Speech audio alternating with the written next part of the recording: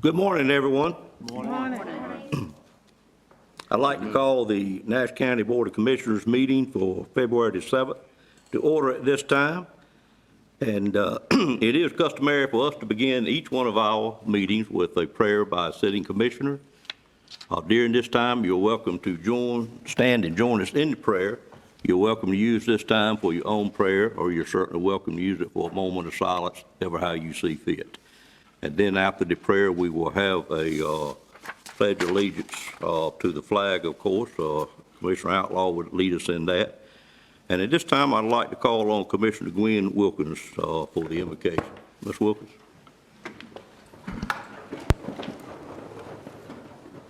Let all pray. Dear God, we thank you for life and all that it gives. We thank you for all who are gathered here today for the interests of Nash County. Thank you for the citizens who have come, our Nash County staff, commissioners, and all the residents of Nash County. Give us all the courage to make, do, and say what is respectful of one another and pleasing in your sight. This we ask in the name of Jesus. Amen. Amen. Amen. Would you join us in the pledge? I pledge allegiance to the flag of the United States of America and to the republic for which it stands, one nation, under God, indivisible, with liberty and justice for all.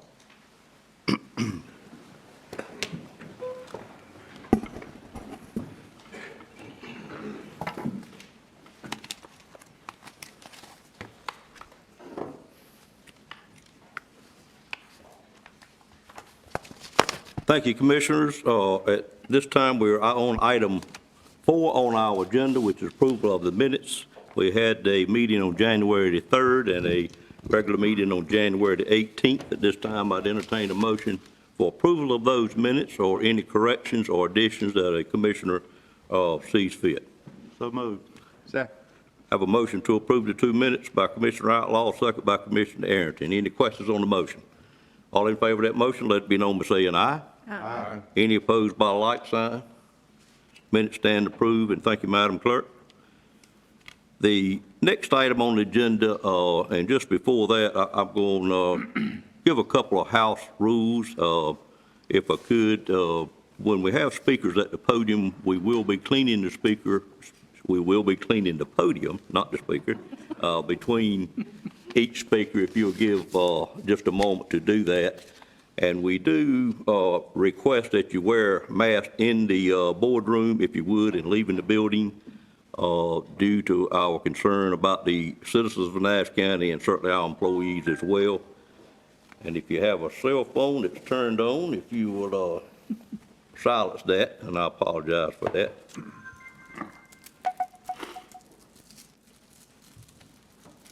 And I did remove mine so you could understand what I'm saying. I'm told I'm a little bit difficult to understand anyway, and if I keep this mask on, I promise you, you won't know where we're at on the agenda. But I will put it on anytime I leave my seat, and thank you.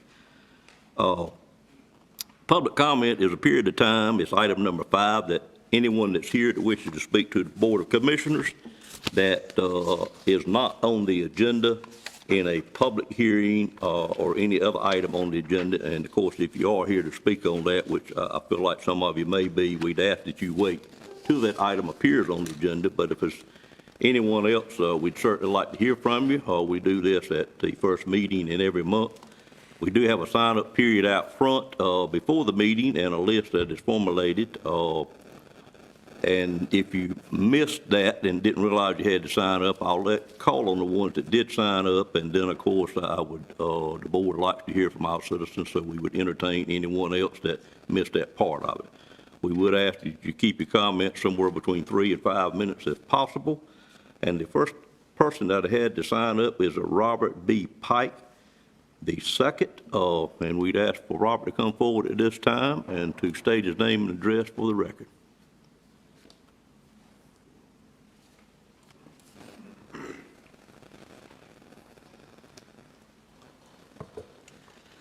Good morning.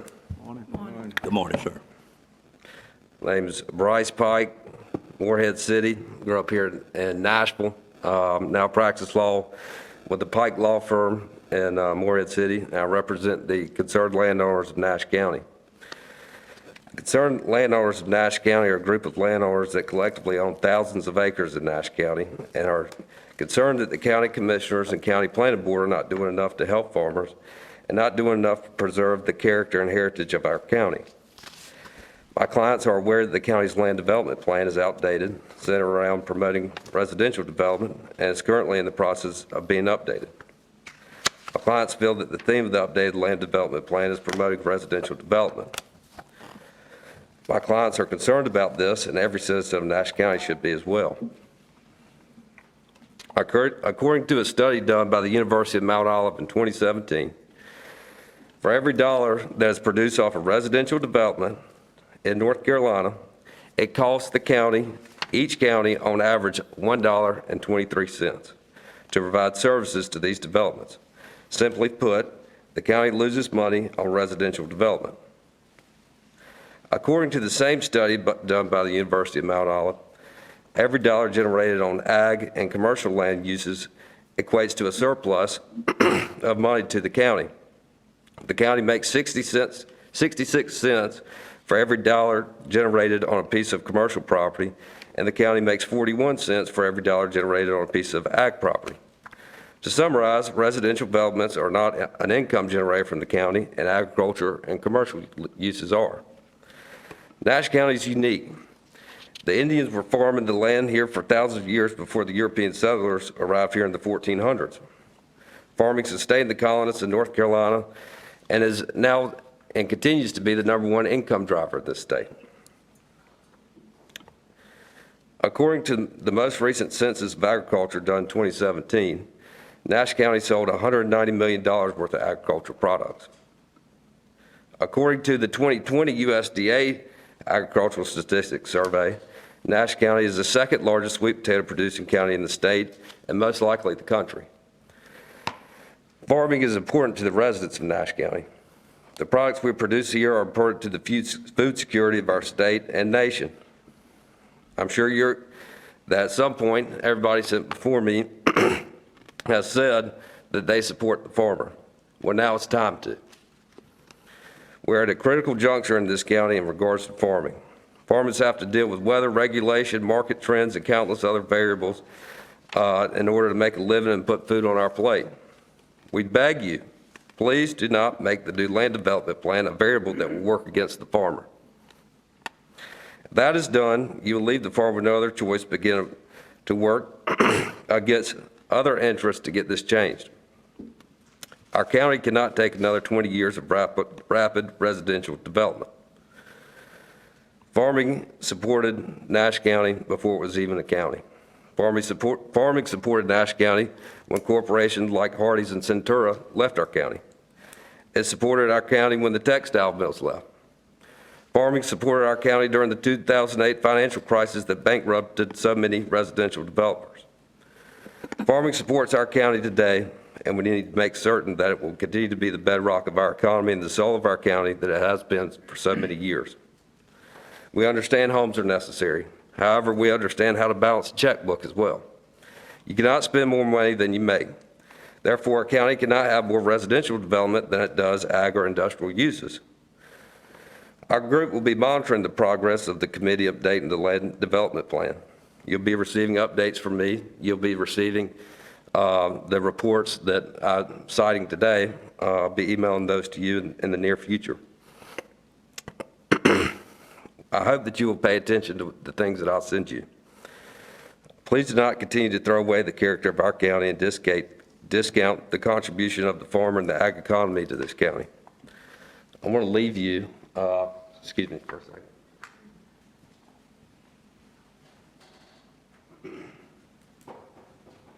I'm going to leave y'all with a quote from one of my favorite songs, and I feel like it summarizes my heritage and character and the heritage and character of this county.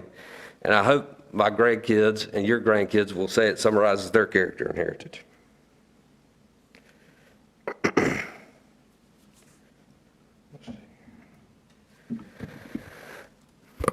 The life on the farm is kind of laid back. An old country boy like me can't hack. It's early to rise and early in the sack. Thank God I'm a country boy. Well, the simple kind of life never did me no harm, raising me a family and working on the farm. My days are filled with an easy country charm. Thank God I'm a country boy. Thank you very much for your time, and I hope you guys will consider what we said today. Thank you. Thank you, Mr. Pike. Appreciate you visiting Nash County. And if we could hold applause, I generally would prefer that not to be in the commissioner's room to allow us to keep moving along. And I just ask for your help in that if I could. Cephas Ray is the next speaker that signed up.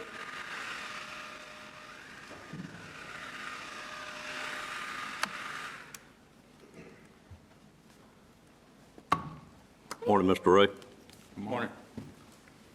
Cephas Ray, 7673 Stony Hill Church Road, Bailey, North Carolina. Anything else I need besides that? No, sir. I think you're documented well here, sir. Good to see you again. Thank you, sir. This is where I put that thing. There you go. Works good. Yeah, I showed y'all a picture when I was here last year, and this is a different picture at the convenience site number 1, waste convenience site over in Bailey. Out there, I guess it's Middlesex address. But it's only, I only go through there a few times a year, a few times a month, excuse me. And that hill slopes downward approximately 4.7 degrees. And then where that truck is sitting to the side there, coming out of the convenience center, there's a drop off, if you will. It's kind of like an inverted speed bump. And I have degenerate discs. Other people have other problems with the back. But that's a real concern to me when I turn in. And I can slow down to 1 mile an hour, still moving, not break the law, but I'm gonna back the traffic up even more than what you see there at times. And when you come out, it's the same situation. Making a left-hand turn, going back toward my house, I got to go straight across before turning. I can't turn at an angle coming out without bothering me. So I'd like to see that bump done away with. It's not a necessity as far as drainage is concerned. And I've mentioned you before, I'd like to see turn lane both directions because of that traffic situation. It's only 4 miles from my house to Highway 231. And like I said, I don't go that way very often, maybe twice a month. And I go to the dump maybe once a week. So like I said, it's no big deal from my standpoint, but people going back and forth to work and having to slow down, farm traffic. And I mentioned also about an impound fee for the new residents that's coming back to Nash County, especially on that road, but not just sort of there, wherever. Because all these people that come in are not necessarily Nash County residents originally. And the impound fees can range different areas, anywhere from a very nominal amount up to $15,000. And that would help the county as far as money that's needed for whatever purpose necessary, or help the state in a manner of speaking as far as roads, these turn lanes. Love to see a turn lane there at the Senior Center, Southern Nash Senior Center, and Bailey Middlesex Park. There's a curve in that vicinity on both sides of the entrance. And as you come out of it or go into the Southern Nash Senior Center, to the west side, there's a hill, and when the grass and weeds grow, it's already, even now, looking, it's, well, you may consider it a hazard, you may not consider it a hazard, but still, it's something to deal with, people coming in and leaving that senior center. And I feel like eventually there's going to be an accident there, and as the traffic gets more consistent, people that the road building, where the building is, it's a main thoroughfare to leave the area over Green Pond area to come right through to go to Raleigh. That's main traffic going back and forth. You got school buses in there, you got farm people traveling there. So, but that hill needs to be taken down. And here again, if you put a turn lane in there, that'll help alleviate the situation. And one other thing, an individual mentioned to me yesterday was the need for a roundabout or a stoplight at 581 and Stony Hill Church Road. There's been numerous accidents there in the past, but not one a week necessarily, but there's been numerous accidents. And here again, the traffic in the morning, school traffic, the afternoon traffic, people going back and forth to work. It's just a situation. It's getting worse, and with more houses coming, more people there. And you know very well, most people have in a home, there's two people, not necessarily married always. And sometimes they got children to drive, so there's 2 or 3 different vehicles from each residence in that area. And personally, here again, I don't like turning roundabouts. I'd much rather see a roundabout there than I had a 4-way stop sign or a stoplight. And y'all can do what you have to necessary. If I need to do something otherwise, go to DOT. If y'all inform me who to talk to, I'll be glad to go myself. But I think coming from the commissioners, it'd be more effective than it would from an individual. All right. Thank you for your time. Thank you, sir. Appreciate you being here. Cephas, let me, Mr. Ray, let me ask you one thing. When you say an inverted traffic bump, are you saying there's a drop-off when you leave the road going into the driveway? Is that what I'm understanding? Yes, I don't have it right with me now, but I took a 4-foot level out there. I forgot what the drop-off was in 4 feet. Okay. But That's good enough. I just want to make sure Yeah. I understood. But it drops off in 2-foot span. It goes from here to here, Okay. so to speak. Okay. If you go in there at 5 mile an hour, it's not a straight road. You're turning, so it's 4 bumps there. Gotcha. And somewhere when you exit. See, DOT did go out there last week, so they're evaluating the situation. They went last week. Okay. All right, thank you. Thank you, Mr. Combs. You would note that and let's talk about it. All right, I didn't have anyone else to sign up. Is there someone here that wished to speak about an item not on the agenda? Don't see anyone moving. I appreciate that, and appreciate those 2 speakers being here this morning. We're now on item number 6, which is the State of the County Address, and that's a time in which each year the chairman just does an update for the county, and I'm pleased to do that on behalf of the board this morning. And if you'll bear with us with just a little change that we need to make, we'll be right back with you. Good morning again, everyone. Good morning. There's more people out there than that. Good morning again, everyone. Thank you. And no, I did not used to be a school teacher, I promise you that.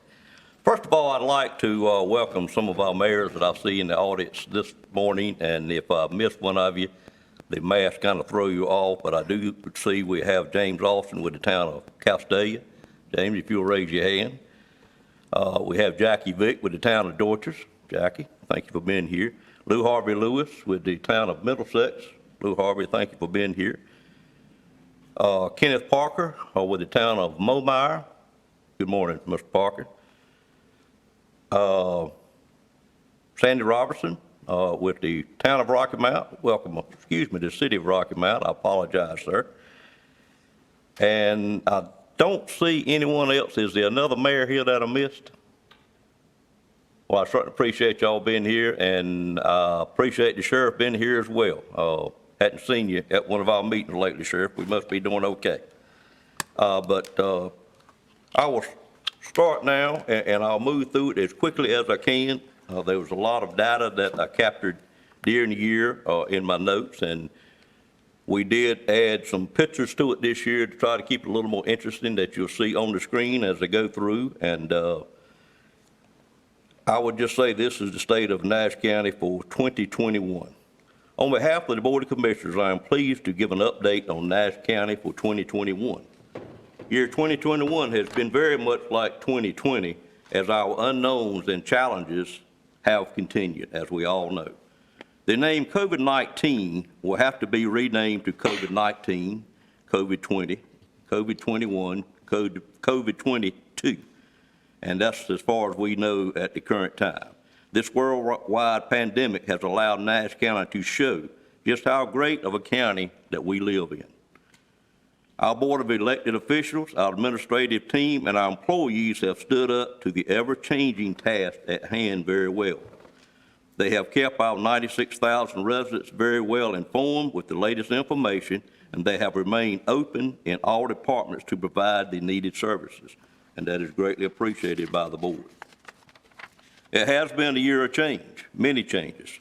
First of all, back in July, we lost a sitting commissioner when Mary Wells passed away while serving in office. She was replaced by our newest member, Gwen Wilkins, who was recommended by the Democratic Party of Nash County and appointed by the Nash County Board of Commissioners. Commissioner Arrington completed his first year on the board after being elected to District 1 seat formerly held by the retiring Lou Richardson. The Board of Commissioners selected Stacy Satzler for our next county manager to replace the retiring Z. Lamb after serving the county for 8 years. Our Emergency Services Director, Brian Brantley, retired in September after serving the county for more than 36 years. County Manager Z. Lamb at the time, with the full blessings of the Board of Commissioners, appointed Scott Rogers, our Deputy Director, as our new director. In 2021, we also lost our elected Register of Deeds, Ann Melvin, unexpectedly while in office. The Board of Commissioners appointed Sandra Davis, the Deputy Register of Deeds, after receiving her recommendation from the Nash County Democratic Party to complete this term. The county also lost a member of our law enforcement family, Captain Carlos Ricks, who had a medical emergency on April the 8th, 2021. Captain Ricks served nearly 25 years in our Sheriff's Department and was set to retire most likely sometime this year.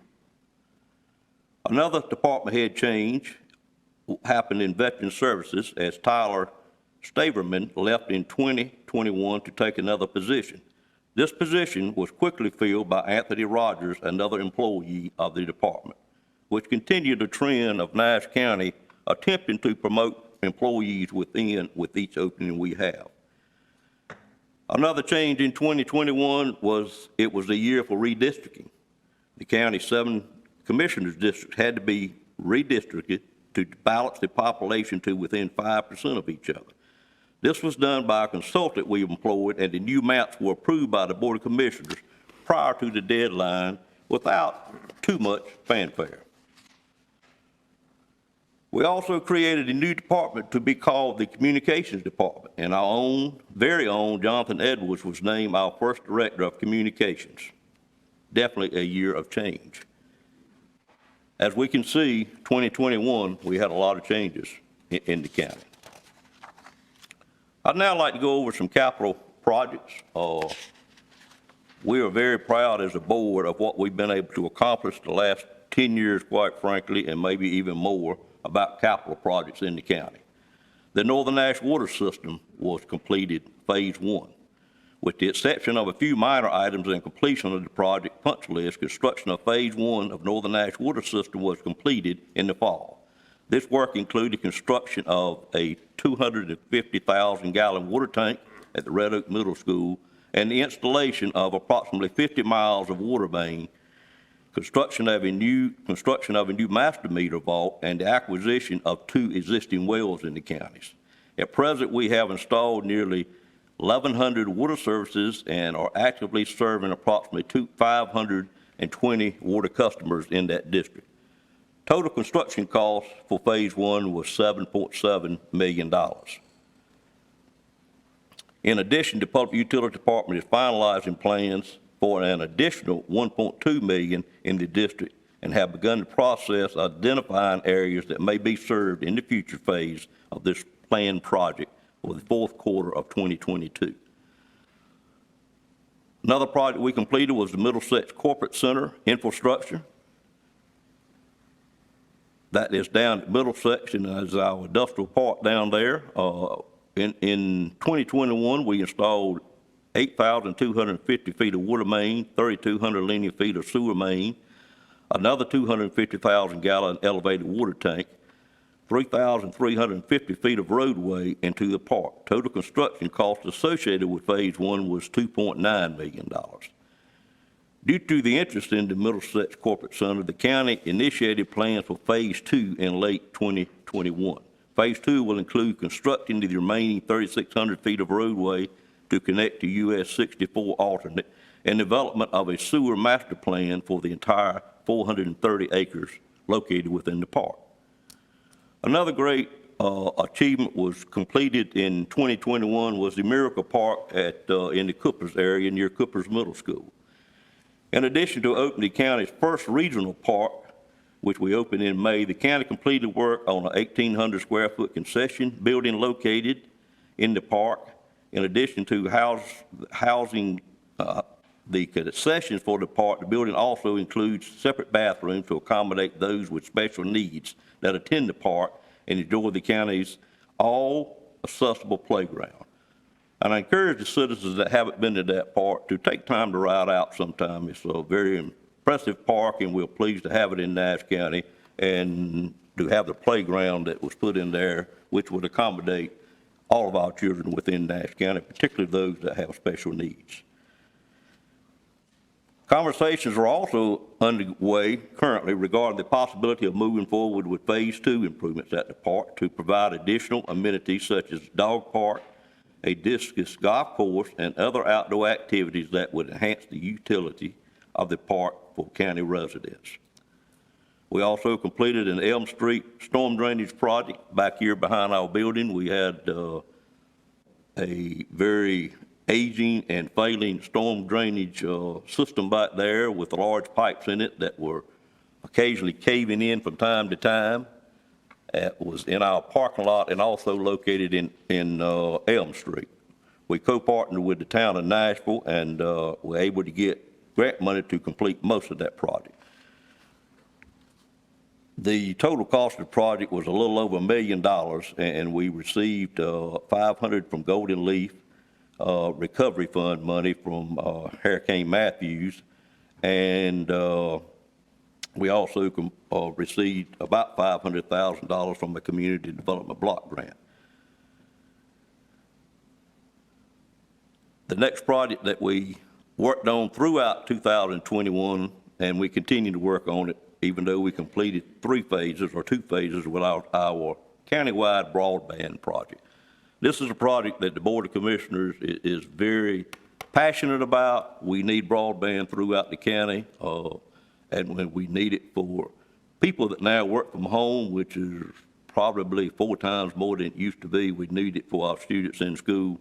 And I promise you, we work every month at trying to move this along. It is a little slower project than what we anticipated it to be, but we are not allowed to do it on our own as a county. We are allowed to co-partner with a private firm, and we chose 3 years ago to join with Cloudwise out of Wilmington, and we're doing all we can to move that along. A lot of it is in service at this time, and it does very well, quite frankly. I have the privilege of having it at my new office in the Dorchester community, but we still got a long way to go to get it throughout the county, and it is an ever-evolving process, and the manner in which you do it changes. It seems like Commissioner Outlaw every time we meet Commissioner Combs, but believe me, it will be done eventually, and we'll be very proud when we have at least 90% of the county covered. Charters of Freedom. If you hadn't been over our courthouse in a few months, the county signed a letter of intent with Foundation Forward in late 2019 to install a replica of the Declaration of Independence, the U.S. Constitution, and the Bill of Rights in Nash County.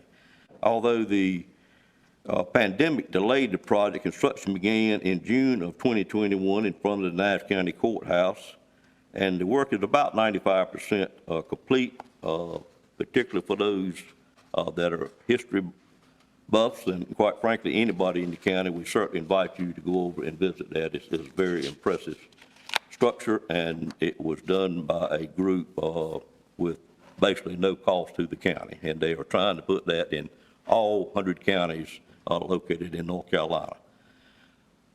Those are the projects that we completed or came mighty close to completed in 2021 and 2021, and we also have numerous projects that we are beginning to move forward on.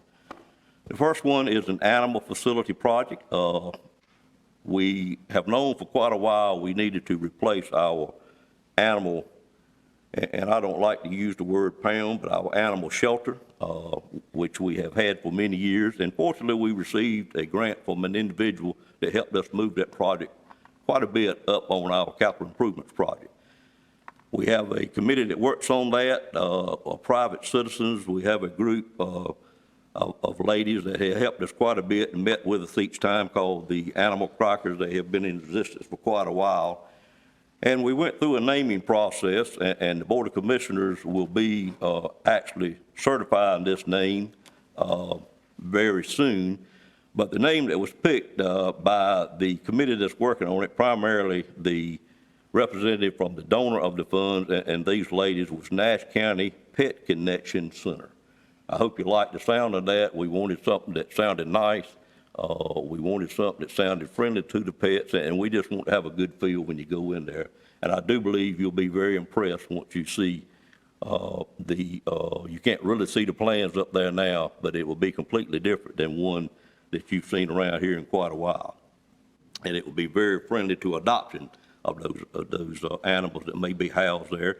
We located it on the property next door to Nash Community College for a purpose. We were able to obtain a piece of land there that we bought, rather large piece of land, and it will be utilized for this, about 5 acres, and then the rest of it will be used for any addition that Nash Community College may have in the future.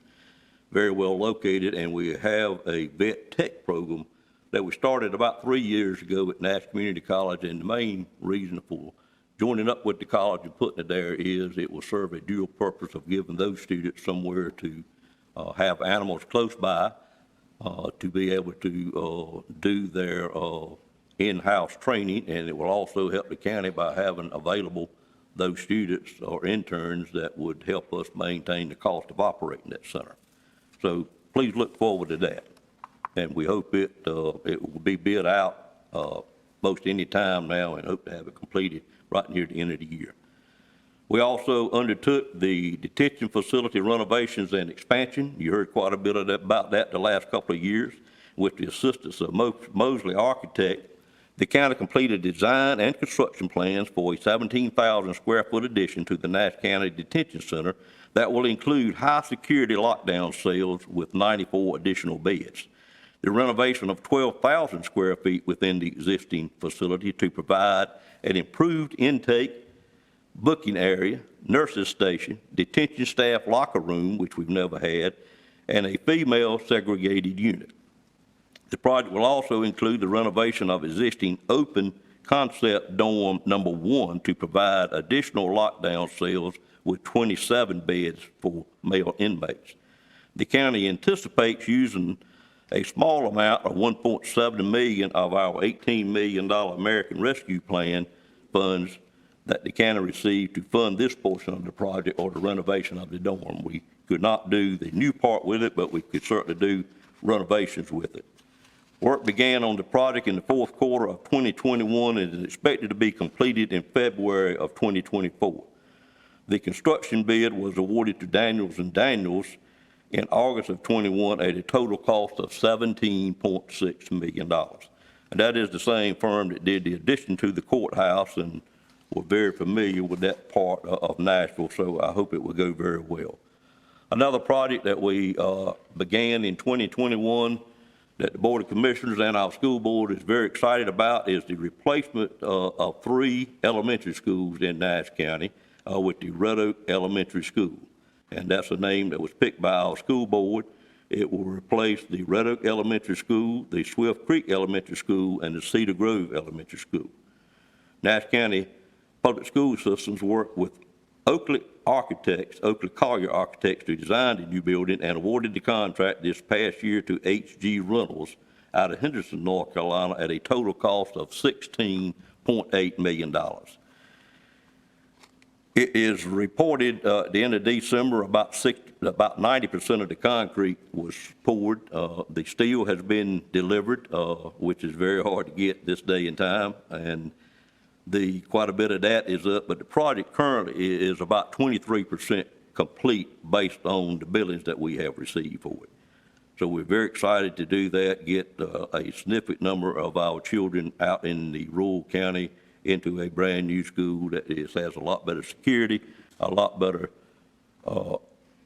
internet capabilities, and just much more modern. And what we found was that the maintenance cost on the 3 older schools had reached a point where we were spending more money on maintenance for those schools than what the debt service would be, since we were able to get a $10 million grant from the lottery system, which paid, as you see, a little over half the project. But time we get through, I'm sure we'll have $20 million in it. The next project that's going to be done with the school system is a new Northern Nash field house, as you see here. Northern Nash opened in 1966. I was there in the 9th grade, but that's the only high school we have left in the county that does not have an adequate field house, and we're very pleased to be able to work with the school system to get that done during the coming year. We have already put about $750,000 into that project, and we anticipate we'll be putting probably another $1 million in it before the year's out or in next year's budget. But it'll be a big improvement, and it'll be located on the opposite end from where the field house is now, and it will pretty much replicate what we did a few years back at Southern Nash High School. COVID grant projects, we had some money early on in the COVID grant, and we had to spend quite a bit of it, but in that we awarded 900,000 community development block grants money, and in that we used 3 components. $405,000 were for assistance payments to our residents that had maybe lost employment and needed some type of assistance with utilities or anything else that was applicable that could be used for under the grant. We also are spending $322,000 to create Wi-Fi zones, and they have been done in strategic areas of public buildings and parks and various places throughout the county that were selected by a committee to put those in. And then we are spending about $83,000 locating hand washing stations in various options. And what the Board of Commissioners has learned, when we get these grants, particularly the COVID grants, they're very narrowly focused on what we can spend those funds on. And we are pleased that we have a staff that keeps us in line, and what we want to do is when they come back and audit us in 4 years about where these funds went, we want a very clean audit, and I feel certain standing here today that we will get one that the staff we have in place. But those are the projects that we have underway this year, and again, I think it speaks very highly of the county and the board to be able to continue to do capital improvements at a pretty fast pace, much faster than you've seen in Nash County before. And at the same time, leave ourselves in what I consider to be excellent financial condition. Our current fund balance in Nash County, talking about our financial condition, is $46.8 million. Our unassigned fund balance is $24 million. And you may think that's a ton of money, but I can assure you, and I always use the example, you've heard me do it before, but after Hurricane Floyd, we were in just as good a shape proportionally in Nash County, and we spent about 67% of our fund balance to get us through that storm. Quite a bit of it was reimbursed, but it took 3 to 4 years to get that money back, and this Board of Commissioners, as well as the Board of Commissioners before us, and hopefully the ones in the future, will always be very sensitive to our fund balance and make sure that we have an operating bank or rainy day fund that will carry us for a very long time, much longer than most counties throughout the state. We're very proud that we had a very balanced expenditure. Balanced in that schools received 23.5% of our funding. Our human services received 25.2% of our funding, and our public safety received 28.6% of our funding. And Sheriff, I think that's the first time that public safety out of those three groups received the most funding. So we're doing our best to look out for public safety as well.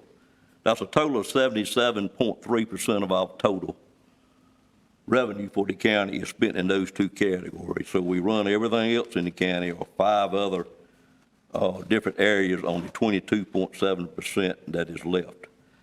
The fascinating thing that the Board of Commissioners, as well as our staff, is very proud of is our collection rate for 2021 was 99.16%.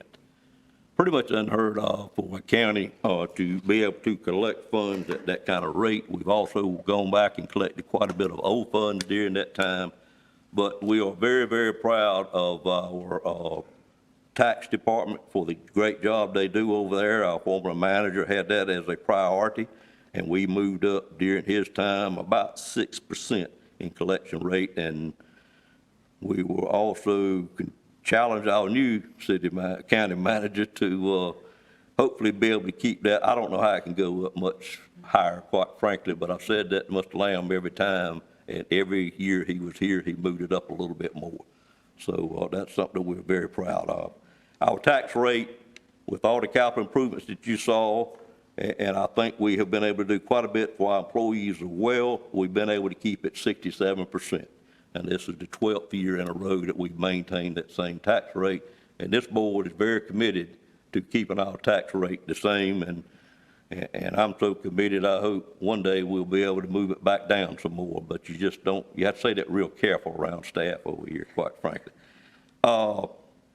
The reason we're able to do these things, just highlighting a few things, is our sales tax for 2021 went up 7%, or it went up about $1.2 million from the year before. Our property tax went up 3.8%, which is about $2 million. Our real estate transfer tax went up an amazing 61%.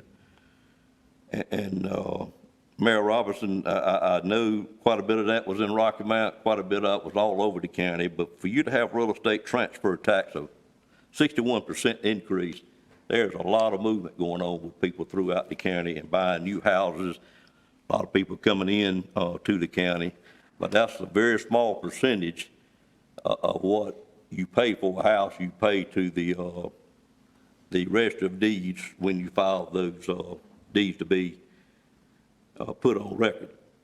But the total increase in tax collection in just those three categories was 6.6%, or actually $4.5 million. So that's the reason we're able to do the things that we are doing. Our unemployment rate was down 2.4% for the year from the year before, or down to 6.5%. And what's amazing to me and the rest of the board is all of this was done in spite of COVID and what we're dealing with. I'm going to keep moving to try to speed up just a little bit and hit some miscellaneous items, which is 26th slide. In January of 2021, President Biden announced the American Recovery Plan. Nash County will receive well over $18 million in recovery money.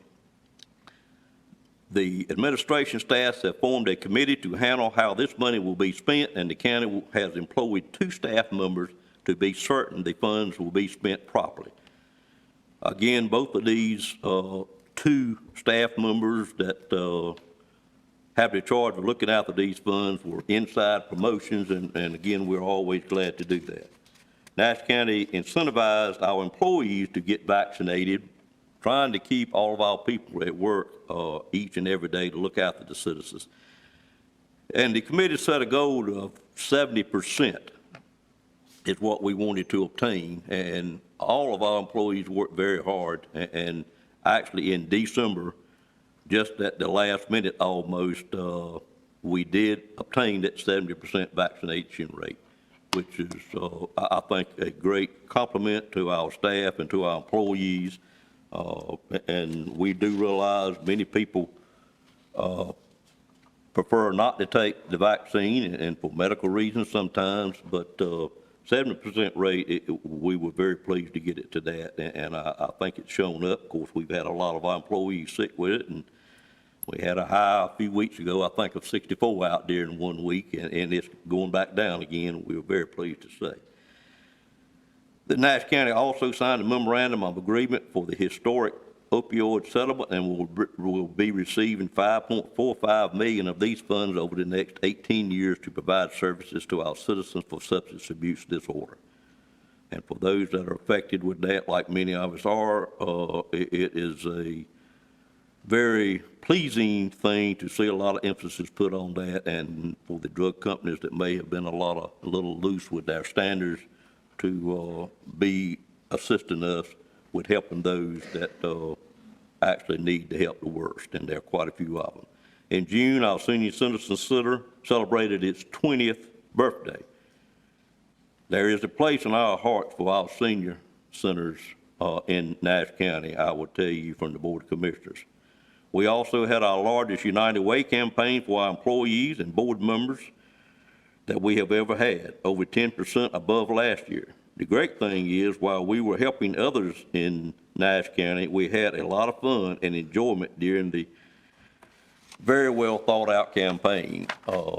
Many things that the staff came up with to make it fun, and we are very proud to say we have increased our funding level to United Way for numerous years in a row now.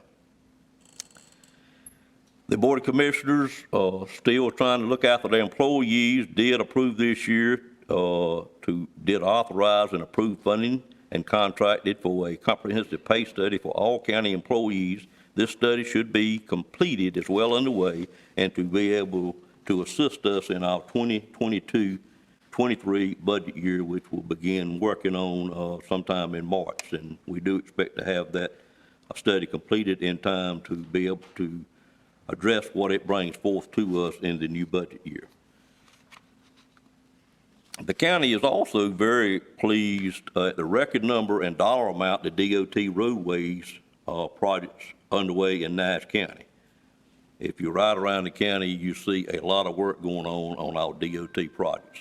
That's a pretty fascinating picture right there, and to even think it's in Nash County, but that's the Eastern Avenue, Sunset Avenue between Nashville and Rocky Mount, and it's right there on the left side is a new interchange that will be on I-95 on the Sunset Avenue, a project that has been worked on by many people over the last 5 or 6 years, and it finally got funded.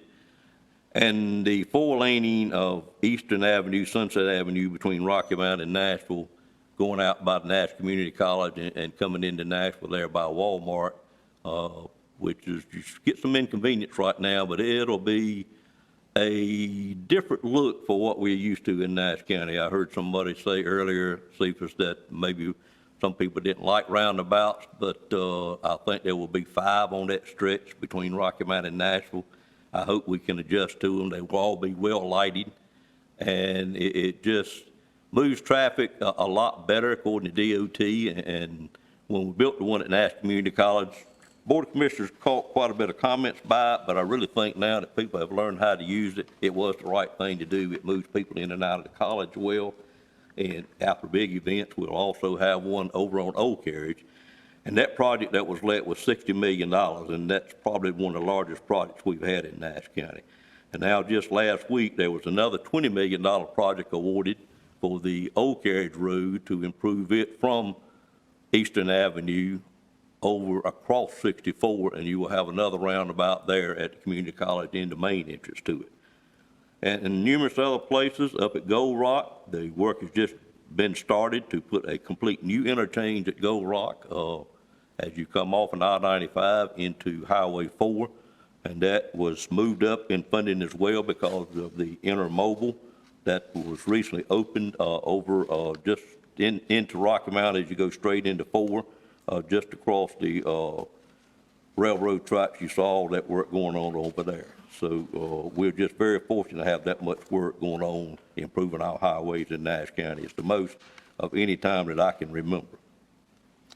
The county also is in the process of renegotiating a new lease for the county-owned hospital, Nash UNC. We are very pleased that the ratings for our hospital has improved greatly over the last 2 or 3 years. This lease Negotiations should be completed in early 2022. We hope to do it by the end of 2021, but we're getting real close. And it will probably cover us for the next 30 years in our operating agreement with the hospital and the properties that the county owns out there, and the hospital leases from us to totally run by another board.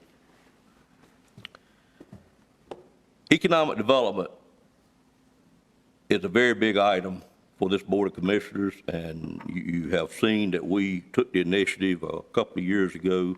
Last year was our first completed year to take that development process back under the wing in a department for the county. It's a decision that we did not take lightly, but we felt like it was a time, looking back at what we had been able to do in years past, to move it in there, move it back under the county, and quite frankly, it is doing very well. We knew it would take a couple of years to get it ramped up, but this past year, we are pleased to say, we thought it was a good year. We had total new jobs of 303. We had total new investments of $142 million. Notable projects were the Cummins diesel plant, which had a new investment of about $100 million. And that's a huge investment at one plant for us. And they revamped quite a bit of the existing plant. It was the same number of jobs. But when you do reinvest like that, a lot of your equipment and so forth may have already been depreciated out on our tax rolls, but it starts back over at that point in time and helps us keep that rate lower. The capital expansions, we had the Crump Group from Canada purchased the CP building up at Universal Leaf, and they will be there out of Canada. They will be bringing 160 new jobs and will be invested about $20.5 million in upfit of that facility.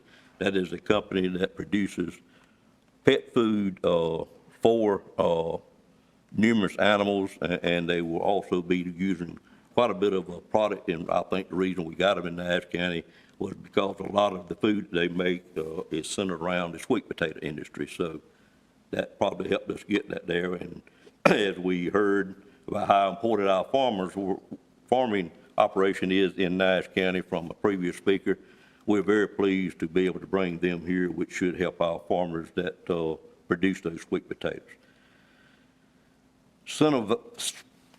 The next item that we were able to accomplish is the shell building that we built in Middlesex a couple of years ago. We've been trying to put a company in there, and I'm very pleased to say that it is now under contract. We have a new company that is moving out of Wake County there, and I'm going to attempt to pronounce it, but my pronunciation is not correct sometime. It is Cenovotec.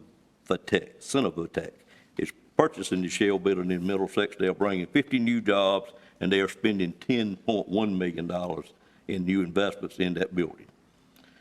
The projects we are working on for a total, and you hear this quite a bit, and I won't just explain what this is, but our economic development teams currently have 85 projects that they are speaking to people about. Out of the 85 projects, it is a total of 16,000 plus jobs and a total of about $6.4 million worth of investments. Now, I do want to explain to you that that doesn't mean we're going to get anywhere near all of those jobs or all of that investment. But I think it does show, and the reason I would even mention it, that we have a lot of activity in Nash County, and we're very pleased with the team we were able to put together, and they do a fantastic job of meeting with those. It's a very competitive field that they work in, but I promise you, out of that list of jobs and investment, there will be some of them landing in Nash County. And this Board of Commissioners has been very eager to help that team in any way we can and listen to any project that they bring to us. And we get a report each month. That seems to be getting a little longer each month. In our new business development, we're also very strong out in the county. We have a new Bojangles at the Spring Hope 64 interchange, future I-95. Very pleased to get that down there after many years of trying to bring a few more things along our interstates in Nash County. It is built and should be opening soon. We have purchased an additional 94.7 acres of land at the Middlesex Industrial Park, and we already have about half of that under contract to build a new distribution center, and that's just something we're working on. They have put the land under contract and they're doing due diligence now, and of course, if all that works out, we would certainly hope to be getting that distribution center there. Since we have sold our existing shell building and have it under contract, we have funded and will start a new shell building immediately. We said as soon as we sold that one that we would be putting an oven up right beside of it, just like it, as you see there. We're also working with the town of Nashville, and we'll be building a new shell building in Nashville in conjunction with them. And what we're waiting on there is for the paperwork to be completed with the town of Nashville to join our organization in the industrial recruitment business, and then we have committed to put that shell building up at one of their industrial parks, probably the one that's closest into town. The largest growth in total assessed value, which I gave you those a while ago, in property tax has been in new home construction. In 2021, there were a total of 643 new homes built in Nash County. Those new homes include modular homes as well as manufactured homes, and they include what was in the city of Rocky Mount and all the other municipalities, as well as what is out in rural county. And by far, the most of those was in the rural area of Nash County and not located in our largest city. But I'll tell you, 643 new homes, including stick-built and modular, is a very large number. And the total value of that is, according to what the contractors gave when they filed to get permits, is $110 million in tax growth. $110 million is a very large increase, and I will tell you, been one of them, sometimes contractors may not give you the, how can I say this correctly, but they might not give you what that home actually costs to build, and then our assessors will go in later. So I do know that number will be much larger than that in total assessed value, and particularly with the growing prices of home construction like it has been. And in addition to the new homes that have already been built, there are over 1,000 additional lots throughout the county that were approved in 2021, so we do expect many more to come. It is a challenge to do that amount of growth in a year and do it properly and do it with something that the whole county and the whole county board will be proud of when it's all done, and that's why we are doing our land development code over at this point in time. And we're doing our best to catch up with that growth. So I do think you'll see us finish that project up, hopefully about mid-year, and we'll have a new set of standards that we'll be working for. I would just say in short that our new economic development team, quite frankly, is hitting on all cylinders, if I could use a racing term. Moving into I chose to highlight 3 departments this year in our state of the county, and they are in our health and safety field, quite frankly, primarily because of what they dealt with in dealing with COVID.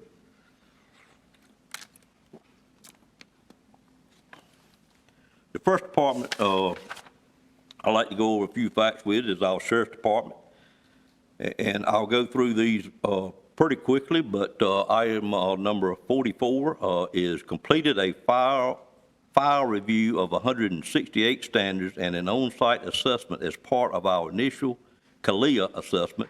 We expect to be fully CALEA accredited by April the 1st, 2022.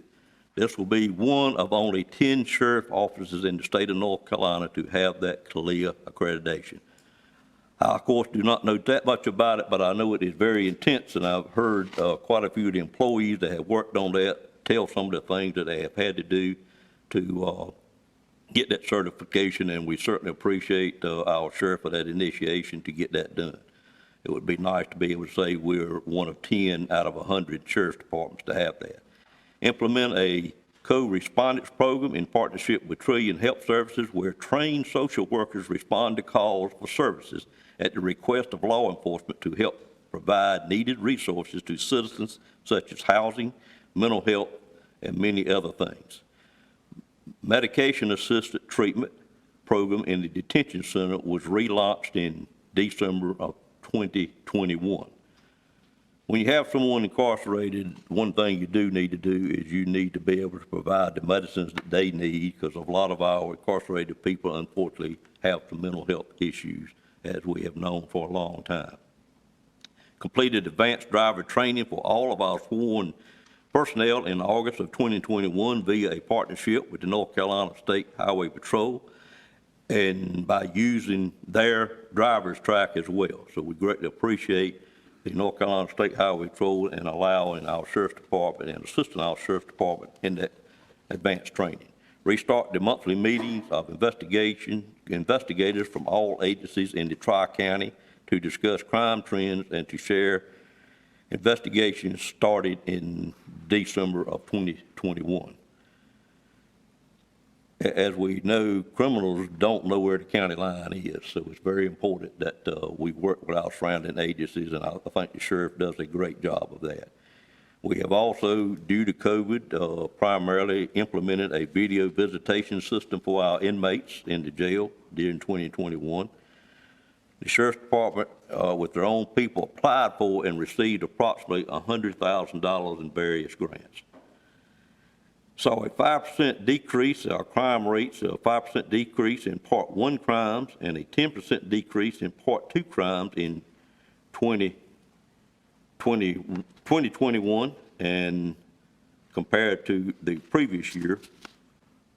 And our statistics for the rest of 21 have not been completed yet, but Part 1 crime includes homicides, rape, robberies, and aggravated assaults. Part 2 crime includes assaults, vehicle break-in, and damage to property. And of course, the Sheriff's Department has been very involved in the major addition and renovation to the detention center. I do hope, I see the sheriff is still with us, I do hope the citizens of Nash County have noticed a difference in the relationship between the Board of Commissioners and the Sheriff's Department this year. We have worked very hard to improve that relationship, and quite frankly, the sheriff's probably going to disagree with me on this, but I think a big part of that is due to the fact that the sheriff and myself are both up for election this year. What do you think, Keith? No comment. Understand. I'm just kidding about that, but there has been a great improvement, and the sheriff and the Board of Commissioners, as well as staff, are doing much better in their relationships, and we're trying to do all we can for the Sheriff's Department and the citizens of Nash County. The Health Department, you can imagine the kind of year they had. I just really, quite frankly, don't know how to ramp up, how they were able to ramp up to do what they had to do during this past 3 years, quite frankly. But first shot, so we have give 54,894 fully vaccinated. We have 51,731. Which is 55% of our residents. And the booster shot, we are currently sitting at about 27%. Our first large COVID-19 vaccination clinic in January of 2021 at Nash Central High School gave out 891 shots in one day. And any of y'all that happen to have attended that realized that we had a lot of work to do after that. And quite frankly, we did do quite a bit of work, and the second clinic, we had reduced the wait time down from about 4 or 5 hours down to 20 or 30 minutes maximum, and it's much shorter than that now. We established a call center to handle all calls regarding COVID activities for appointments and vaccination and testing. We also established a portal for pre-registration and appointments during the initial vaccination phase. We partnered with the community to conduct special clinics at locations in Samaria and also at Ebenezer Church in Rocky Mount. In May of 2021, we began conducting special vaccination clinics for 12 to 15-year-old groups. These activities were coordinated with the Nash County school systems, and then, of course, it moved on up to 18 years old as well. In 2021, we began providing a third shot Pfizer COVID booster to those that had certain conditions and needed an extra booster. And late in October, we began offering the other two kind of vaccines for those that are 65 and older. A 7-day per week COVID telephone call was established in the beginning, and that's where I mentioned we kept our citizens very informed by providing you with a teleconference that you can tune in on 7 days a week. We now do that 1 day a week on Tuesdays, and I believe it is at 3:30, Stacy, or 4:30? At 3:30. So we still invite you to join in, and you can get the latest of what has gone on with the COVID during that time.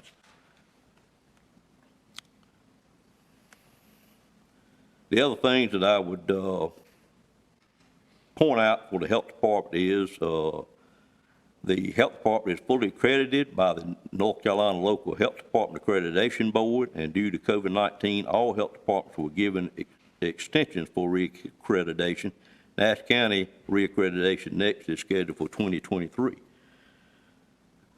The health department received notice that it was in full compliance with all programmable requirements for our clinic programs. We are very pleased to report that in addition to providing all of COVID services, our staff has also been able to still provide the necessary services to all our clinical patients. We continue to experience increased activity in southern Nash County with subdivision developments and increased activities within our environmental health division. During 2021, environmental health issued a total of 508 septic tank permits as well as 276 well permits. Our environmental health division made a total of almost 1,400 food and lodging inspections, and in addition to that, went back and visited those throughout the year, a total of about 220 different visitations and 205 other visitations for whatever reason they may have been called to do that. The health department, in addition to those services, saw 7,632 patients during the last year. And these were the type of patients that would need maternity assistance, family planning, child communication disease clinics. Even with a very strong response to the COVID-19 pandemic, there were approximately 600 more patients that we saw in 2022. Our animal control division, which is also under our health department, as we spoke about earlier, has been fully involved in the process of planning for the new animal shelter, and we look forward to getting that. And in addition to that, under our health department is our landfill, and new landfill clearing and inert debris was constructed and approved by the state during the past year. We had to do a major addition to that, replacing a 20-year-old compactor at the landfill with a new used compactor, which Bill Hill is all about saving the county money. He was able to find a used one with very few hours on it and saved about $625,000 on that one piece of equipment. A trailer with a water tank and sprayer was purchased for the landfill in order to meet state dust control standards. And a very important item that I hope all the citizens will be glad that we're finally doing this, a new convenience center ID system was approved by an anyway, it was started in it will start in early 22. You hadn't got these yet, but these will be going out to all the citizens that pay your landfill fee on your property tax and pay for the convenience centers is what I meant to say. So you will have that card. You will be required to have that hanging in your car when you pull up to the the convenience centers. And what we're trying to do is prevent any unauthorized use of our own convenience centers, because we were getting so many people from other counties using the services that we have built for Nash County. And of course, if you live in a municipality that does collections, you generally wouldn't have these cards because you don't pay that fee on your taxes, like in Rocky Mount or Nashville and numerous other ones. But if a citizen so desires to purchase a card, they can do that. I don't have the cost right before me, but it's pretty minimal. But you can purchase that, and you can still use the convenience centers if you so desire. So just keep in mind, by April the 1st, you will have to have that card to go to one of our convenience centers, and it will look very similar to what you see there. The last department that I wish to highlight very quickly is our department that handles many things, quite frankly. It is our EMS department, and I'll just go through a couple of highlights that I was given from our Nash County Emergency Services Department, which has many duties. EMS has received the American Heart Association Mission Lifeline EMS Gold Plus Achievement Award for implementing specific quality improvement measures to treat patients who suffer severe heart attack, cardiac arrest, and strokes. And I know that says a lot, but if you're that person they come and pick up, I'm sure you would greatly appreciate that advanced training, and many times they have saved people's lives by knowing what to do before they get to the hospital. EMS was chosen to participate in the Race-Cars, which is an annual National Institute of Health and National Heart, Lung, and Blood Institute sponsored by randomized trial focused on improving the care of patients without of hospital cardiac arrest in Nash County. Nash County EMS was selected due to its long history of clinical excellence. Just to show you how busy they were, I'm going to keep moving, but create just go over a couple of statistics that I had turned in to me. 9/11 phone calls during the year, we had 48,441. Administration phone calls to emergency services, we had 101,000 calls. Telephone calls total was 150,000. And these guys keep great records because the data that they can produce for you kind of amazes me. But of those 150,000 calls, 99.3% of them were answered within 10 seconds. Pretty fascinating number. Dispatches, we had a total dispatch number throughout the year of 117,000. Nash Community College graduated 2 dispatch academies for us. This was a program we started a few years ago when we started needing our additional dispatchers in our 911 center, one of the most important jobs we have. 2 of our telecommunicators were recognized as hometown heroes, which is the award. Jessica Chamley got the WQDR hometown hero, and Jessica Cobb got the North Carolina Automobile Dealer Association hometown hero.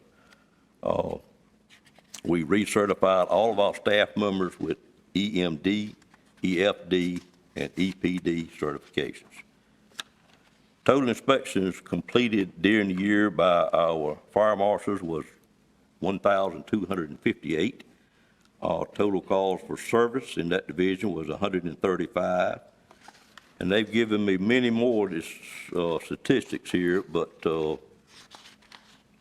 if I went through all of them, it would take me another part of a day. But it is amazing how they can report what they do and how busy they have become down there. I'm going to finish up pretty quickly and just say, after this great year and how we performed under very unusual circumstances, we're always going to have our challenges. The challenges that the board sees moving forward is, and it's not in order of priority, but it is in order of, it's just 5 things that we think are very important, and we have many other challenges. But the first thing on the list is the completion of the new land development code. We must get that completed this year. We have growth in the county that we've never dealt with before, and we just got to make sure we get it right. And to be able to legally require certain things, that code needs to be updated. And we have 3 of our members on the Board of Commissioners on that committee, and we are committed, and we have 4 or 5 members of our planning board on there with us. So we are working hand in hand to get that done and to get it so we can prepare ourselves for this growth and make sure it's done correctly. Industrial recruitment, as I've already said, is extremely important to us, and it is always a challenge because of the competitive nature of it. We need to be looking at buying more land.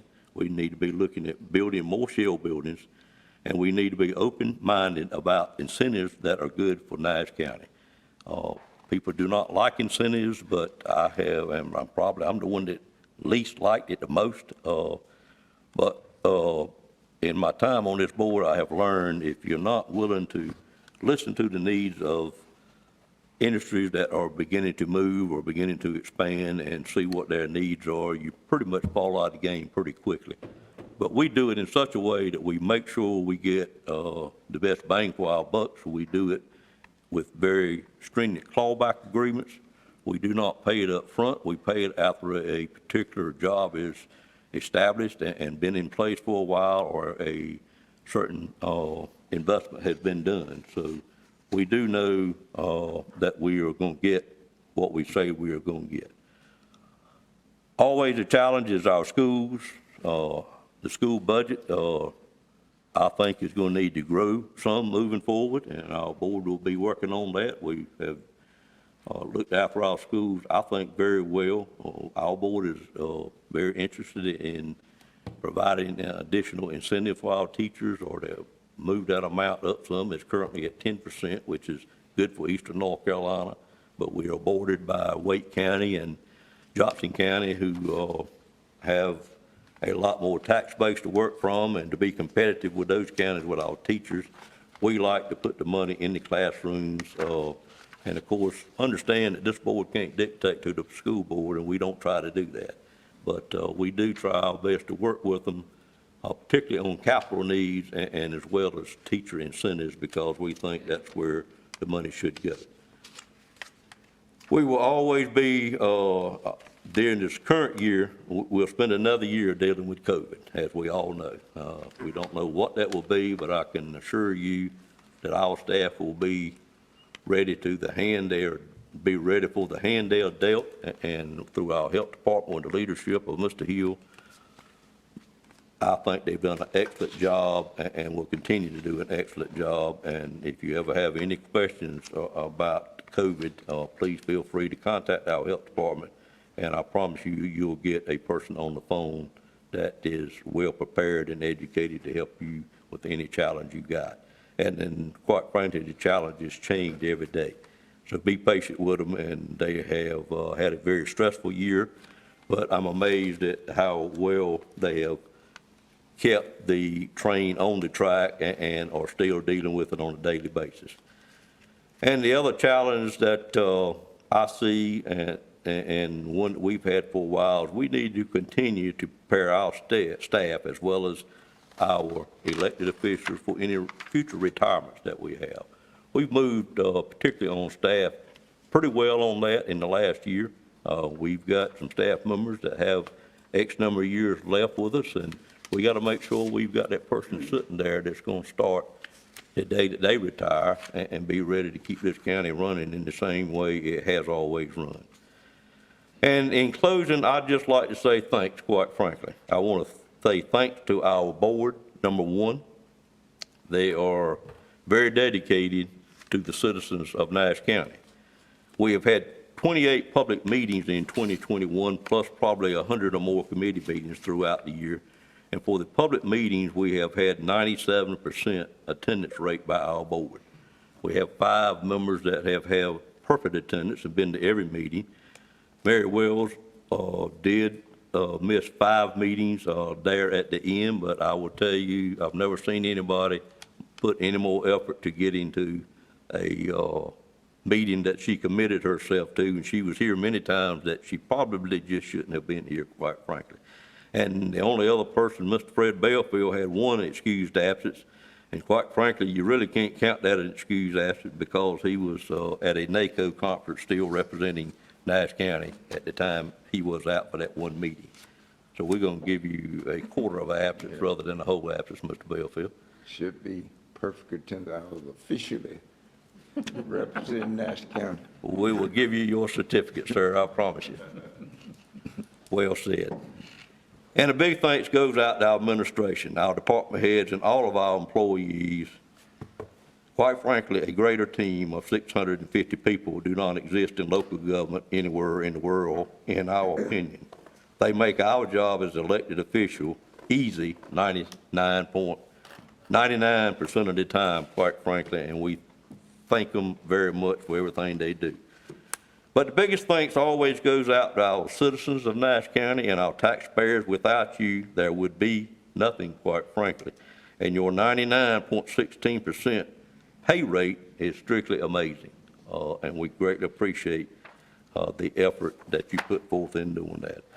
And I thank you on behalf of our Board of Commissioners for allowing me to give you this update. I thought it was some very positive information in there, even though the times we're in and what we're dealing with. And I would invite any board member, if you wish to say anything at this time, I would certainly give you a moment to do that.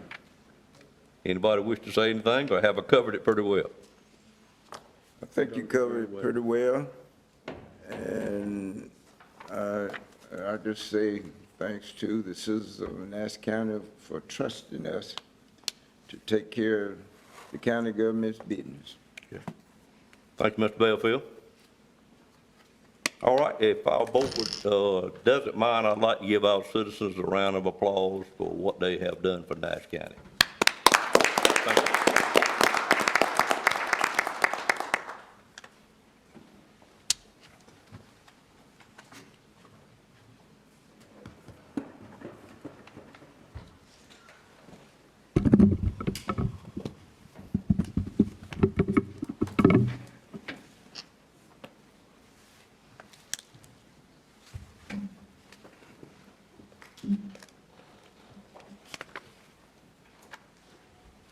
Well, we're going to keep moving along, and the next item on the agenda, and I appreciate your patience in dealing with that address, is item number 7, which is a resolution requesting the North Carolina Department of Commerce and North Carolina Works Commission to retain the boundaries of the Turning Point Local Workforce Development Area. And I will call on Michael Williams, who is here to make this presentation. Good morning, Michael. Good morning, Chairman Davis. Good to have you with us, sir. Thank you, sir. It's a pleasure to be here, and that was an outstanding state of the county. I'm really proud to be a part of this great region in Nash County, the work that you have provided. Again, good morning to the Nash County Board of Commissioners, as well as Stacy. I'm the newly appointed county manager. We are here, and I'm going to be very brief with this. As you know, Chairman Davis, so often there is a opportunity at the state level that they look at redesignation of the counties of workforce development. Workforce development, as far as Turning Point region, is 5 counties: Edgecombe, Nash, Northampton, Halifax, and Wilson County. We have actually been designated together as this region for over 50 years. At this time, the state they have actually done a study, and they're looking at reducing the number of workforce development boards. Currently, there are 23 local workforce development boards. Again, within the workforce development boards, we provide oversight, we administer services, allocation that is coming from the federal government, Department of Labor, down to NC Commerce, which is a pass-through to the local boards. It's actually given to us by county allocation. So the consortium, which are the 5 county chairs of each one of the Board of Commissioners, are ultimately in charge of all these funds and the services that we provide. So we have a biannual meeting with the consortium, and you guys actually appoint the Workforce Development Board from each county. Again, with the state attempting to reduce the number of boards, what we do feel this would do will provide less local control. Again, the funds that come down are ultimately under the authority of the county commissioners, the CEO, as well as the consortium. It would also provide less local decision-making for the funding and services that we provide. And last but not least, local priorities. As we just seen all of the great accomplishments that have been done by Nash County, that is because you have that local authority to do what you know the citizens of Nash County need. So we are definitely wanting to make sure that we are getting in front of this actual proposal. And I will say the study at this time has not been defined exactly what that mapping would look like. It could be reduced from 23 to 17 local workforce development boards, which is kind of more on the economic development regions, which we do feel like that may be a great opportunity if so. But the last proposed is actually 8 prosperity zones, and I think we are all kind of familiar with the prosperity zones. Within our region, we would then be divided. At this moment, Halifax and Northampton County is part of the Northeastern or the Northeast Prosperity Zone. Edgecombe, Nash, and Wilson is part of the North Central Prosperity Zone, which is more connected with the Wake, Johnson, Durham counties. So we do feel like sometimes we may be a small fish in a bigger pond with that particular option. And you may have before you the actual resolution, and after I read the resolution, if you have any questions, I'd be honored to try to answer any questions you may have.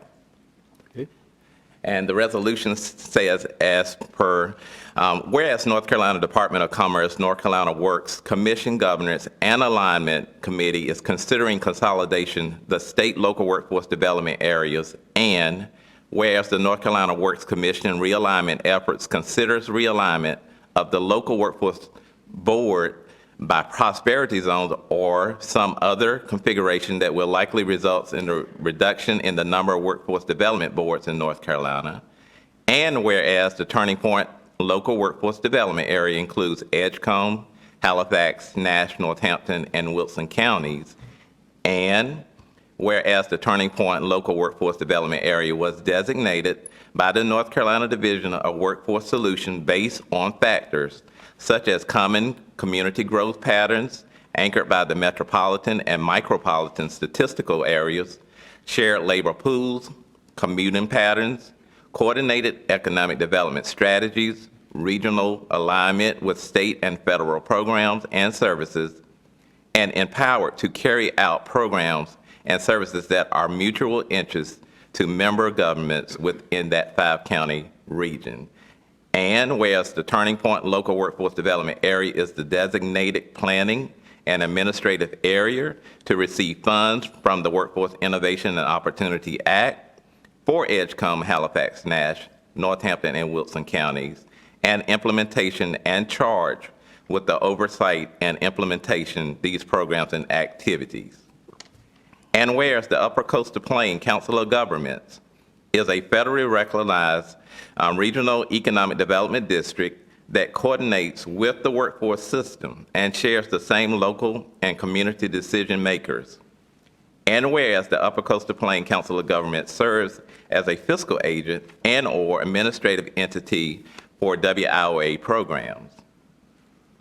And whereas realignment of the Turning Point local workforce development area does not serve the best interests of Nash County. And whereas alignment of the Turning Point local workforce development area to the northeastern and or north central prosperity zone does not reflect the labor market areas, commuting patterns, or local economic connections that are required for local workforce areas by federal law. And whereas Nash County and the counties of Northampton, Edgecombe, Halifax, Wilson represent a functional economic region with Interstate 95 as a connection, inbound and outbound employment, supply chain linkage, trade, commerce, in addition to political and regional connections that are critical to the growth and future development of Nash County. And whereas Nash County, in alignment with Northampton, Edgecombe, Halifax, and Wilson counties, represent a functional economic region that promotes collaboration and regionalism. And whereas realignment to the northeast and north central prosperity zone will create greater physical distance and disconnection and will likely reduce participation by Nash County business leaders, government, and citizens in the Workforce Development Board activities and services. Now therefore be it resolved that the Nash County Board of Commissioners hereby oppose the realignment of the Turning Point local workforce development area as part of the Northeast and North Central Prosperity Zone or any other realignment that will separate this function economic region that consists of Halifax, Northampton, Edgecombe, Nash, and Wilson counties. Be it further resolved that the Nash County Board of Commissioners request that the North Carolina Department of Commerce and North Carolina Works Commission reconsider its approach and seek collaborations with workforce development boards, councils of governments, local elected officials, and economic development representatives to discuss alignment of workforce boards to retain the boundaries of functional economies and also consider the boundaries of existing councils of government. This has been provided as a form of request of adoption from Nash County. Michael, could you update us where you currently are with our other 4 counties? Yes, sir. Actually, all of the consortium has agreed and consensus was made that they do want to make sure that they are all signing on to this. Okay. Halifax County has already done it and have moved forward. We are waiting on Wilson and Edgecombe County, but they all have stated from the consortium that they do want to make sure they support this. Gotcha, okay. Other questions from board members of Mr. Williams? Not a question, but a comment. I don't know, we want sometime government officials on the state level, federal level, tend to not think about the effectiveness of getting things done for the citizens. And they really need to look at the Peter Principle, which says that you can move from a position of effectiveness, being effective, to a position of being ineffective when you spread out too large. And I see this as part of it. So I support the adoption of this resolution. Thank you, Mr. Belfield. Other questions, comments from board members? Anytime we get something brought to us like this, I always go back to our mental health situation and where we were at one time when I first came a commissioner with 2 of us working together, and where we're at today, even though it's much improved. But I agree with your comments, Mr. Belfield, that sometimes larger is better and sometimes larger is not better. And in this case, I'm not sure it would be better. But if there are no more comments by board members, I'd entertain a motion to approve the request. I move, Mr. Chairman, that we adopt this resolution. Okay, have a motion. Is there a second to the motion? Second. A second by Commissioner Wilkins. Any questions on the motion? All in favor of the motion, let it be known by saying aye. Aye. Any opposed by a like sign? Motion carries, sir. Thank you, sir. Add us to your list of approved. Thank you. Thank you so much. Thank Good to see you again. Item number 8 is approval of the community services block grant application for July 2022 through June 2023, year 2 of a 3-year work program for Nash, Edgecombe, Wilson communities, and I'll call on Nicole.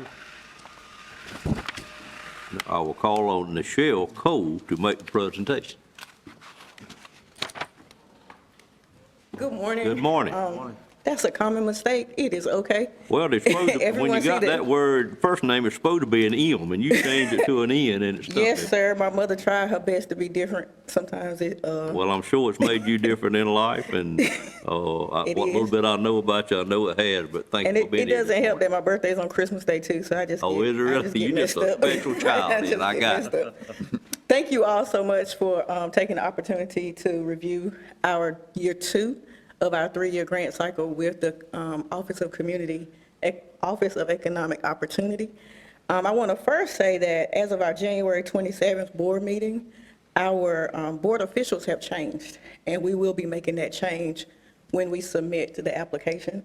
So now our board chair is Ms. Cheryl Forbes. It was currently Ms. Stacy Schatzer. And because of her wonderful promotion and to not be a conflict of interest, we thought it was best that she step down as board chair. So Ms. Cheryl Forbes is now our board chair. Our vice chair is Ms. Viola Harris. Our treasurer is Ms. Tia Fola. Our secretary is Ms. Kimberly Nicholson. I just wanted to bring that to your attention. As far as the grant itself, nothing has really changed because, again, this is the 2nd year of that cycle. So the most important change is that we did get a 32% increase in what we call our client services. So it is $226,000, which is 32%, which is 7%, a 7% increase from last year, which gives us the opportunity to provide more substance and more payments or whatever work things that is needed to our clients who come in for any kind of self-sufficiency. Outside of that, nothing else has really changed, but Mr. Moody, Julius Moody, our CSBG director, He's going to provide an update on where we are currently with our program, outcomes and outputs.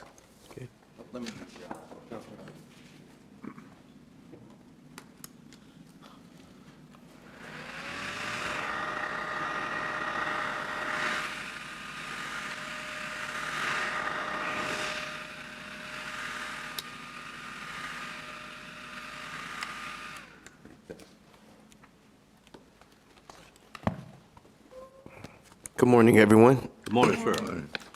It's a pleasure to be in front of everyone this morning.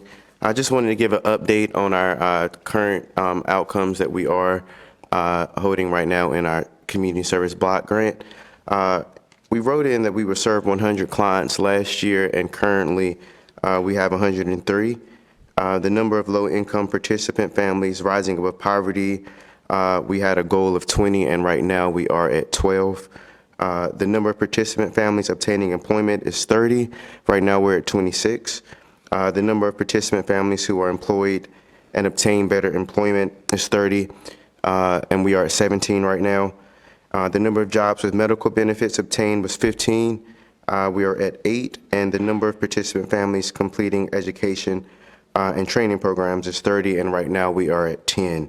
Our fiscal year does end June 30th, 22, so we have about 3 to 4 more months to get some of these outcomes.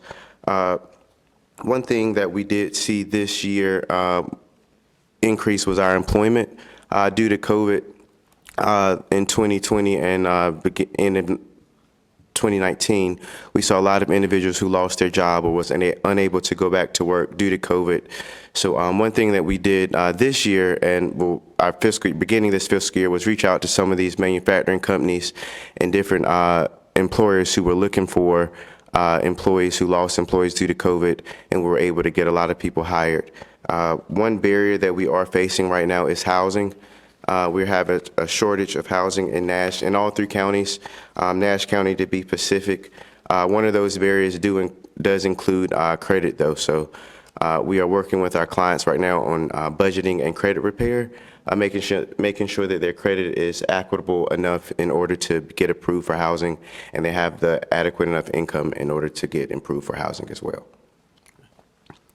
And that should be it. If you guys have any questions.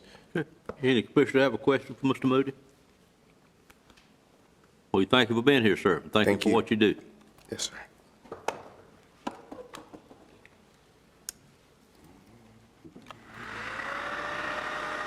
Michelle, that finishes you up?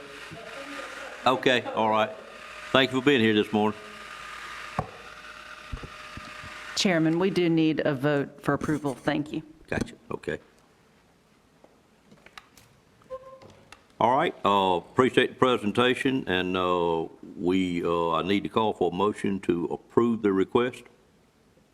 Mr. Chairman, I move that we approve the request for the community service block grant county allocation. All right, have a motion by Commissioner Wilkins, second by Commissioner Belfield. Is there any questions on the motion? All in favor of that motion, let it be known by saying aye. Aye. Any opposed by a like sign? Motion stands approved. Thank y'all for being here this morning.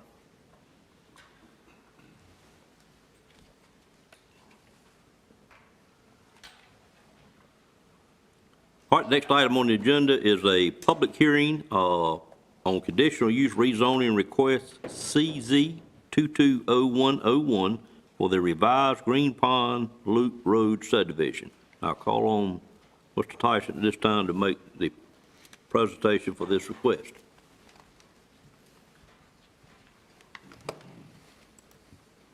Good morning, Board. Good morning. Morning. This is your first public hearing this morning. It is on a rezoning request that should be somewhat familiar to the Board. The Board reviewed a very similar request for the same subject property back in December 2021. The sketch plan on your screen right now was the plan that you reviewed at that time. This was a 204-lot subdivision off of Green Pond Loop Road. The request was to rezone to RA20CZ. Of those 204 lots, you'll recall that 70 of those lots were accessed directly along Green Pond Loop Road itself, which is a state-maintained public road right-of-way on both the exterior side and the interior side of the loop road. At the public hearing in December, the board voted to deny that rezoning request due to, quote, the significant number of houses proposed to be located directly on a state roadway. In response to that decision, the same applicant has submitted a revised application for the same subject property, and this is the revised site plan. The primary difference, and really the only significant or substantial difference, is that the overall number of lots proposed has been reduced by 29. Previously, there were 204, as I mentioned, and with this plan, it would result in 175. And it also reduces the number of lots that are accessed directly along Green Pond Loop Road on both sides. Previously, there were 70. That number has been reduced with this design by 31, so that now there are 39 lots. You may also recall that technically, when we considered the previous request, Green Pond Loop Road was not specifically subject to the county's requirements for wider and fewer lots along state roads due to its classification as a local road by the DOT. The board remedied that by adopting a text amendment also in December 2021. And so this plan is subject to the requirements for wider and fewer lots along existing state roads that have over 1,000 vehicles per day. And of course, with the addition of these lots, Green Pond Loop Road falls into that category. With those specific exceptions and the creation of a new recreation lot right here that will be owned and maintained by a homeowners association, that's in addition to another recreation lot that already exists inside the subdivision and was on there during the board's last review. Those changes are really the only substantial changes from the last time that the board reviewed this request. To review, the subject property is this 238 acres owned by L&F Farms, located on both sides of Green Pond. It's highlighted in red on the aerial photo on the left-hand side of your screen. Property is northeast of the town of Bailey in the area that is known as Green Pond Community. The site is partially cleared, has some dilapidated dwellings and manufactured homes and a removed site of a former manufactured home scattered along the road frontage there. It is north of and immediately adjacent to the Joyce Belcher subdivision, which is on the inside of the Green Pond Loop Road. That was developed between 2001 and 2002. And then the Belcher Land Company subdivision is on the left-hand side of the map on the exterior side of the Loop Road. That was developed in 2013. Both of those were developed under the current R40 residential zoning district, meaning their minimum lot sizes conform to the 40,000 square foot minimum requirement. There are several areas around the perimeter. You see where the wooded areas are that are not developable due to wetlands related to the White Oak Swamp, Toys Knot Swamp, and the Beaver Dam Creek. There are also some mapped stream features located on the property that will need to be evaluated in closer detail by the state for riparian buffer requirements before the proposed new roads and lots could actually be constructed. The site's located in the Neuse River Basin and in the WS3 PA Watershed Protection District. That means that per state watershed rules, no lots could be subdivided with less than 20,000 square feet. And of course, the request before you this morning is for lots that would not exceed, that would not go below 20,000 square feet per lot. There's an electrical transmission line that runs from east to west across the subject property. You can see the break in the trees here, and then it continues across to the other side. The subject property is in the same general vicinity as several other tracts recently rezoned to an RA20 conditional zoning classification. You have the Williams Ridge subdivision in this vicinity down here on the zoning map on the right-hand side of your screen.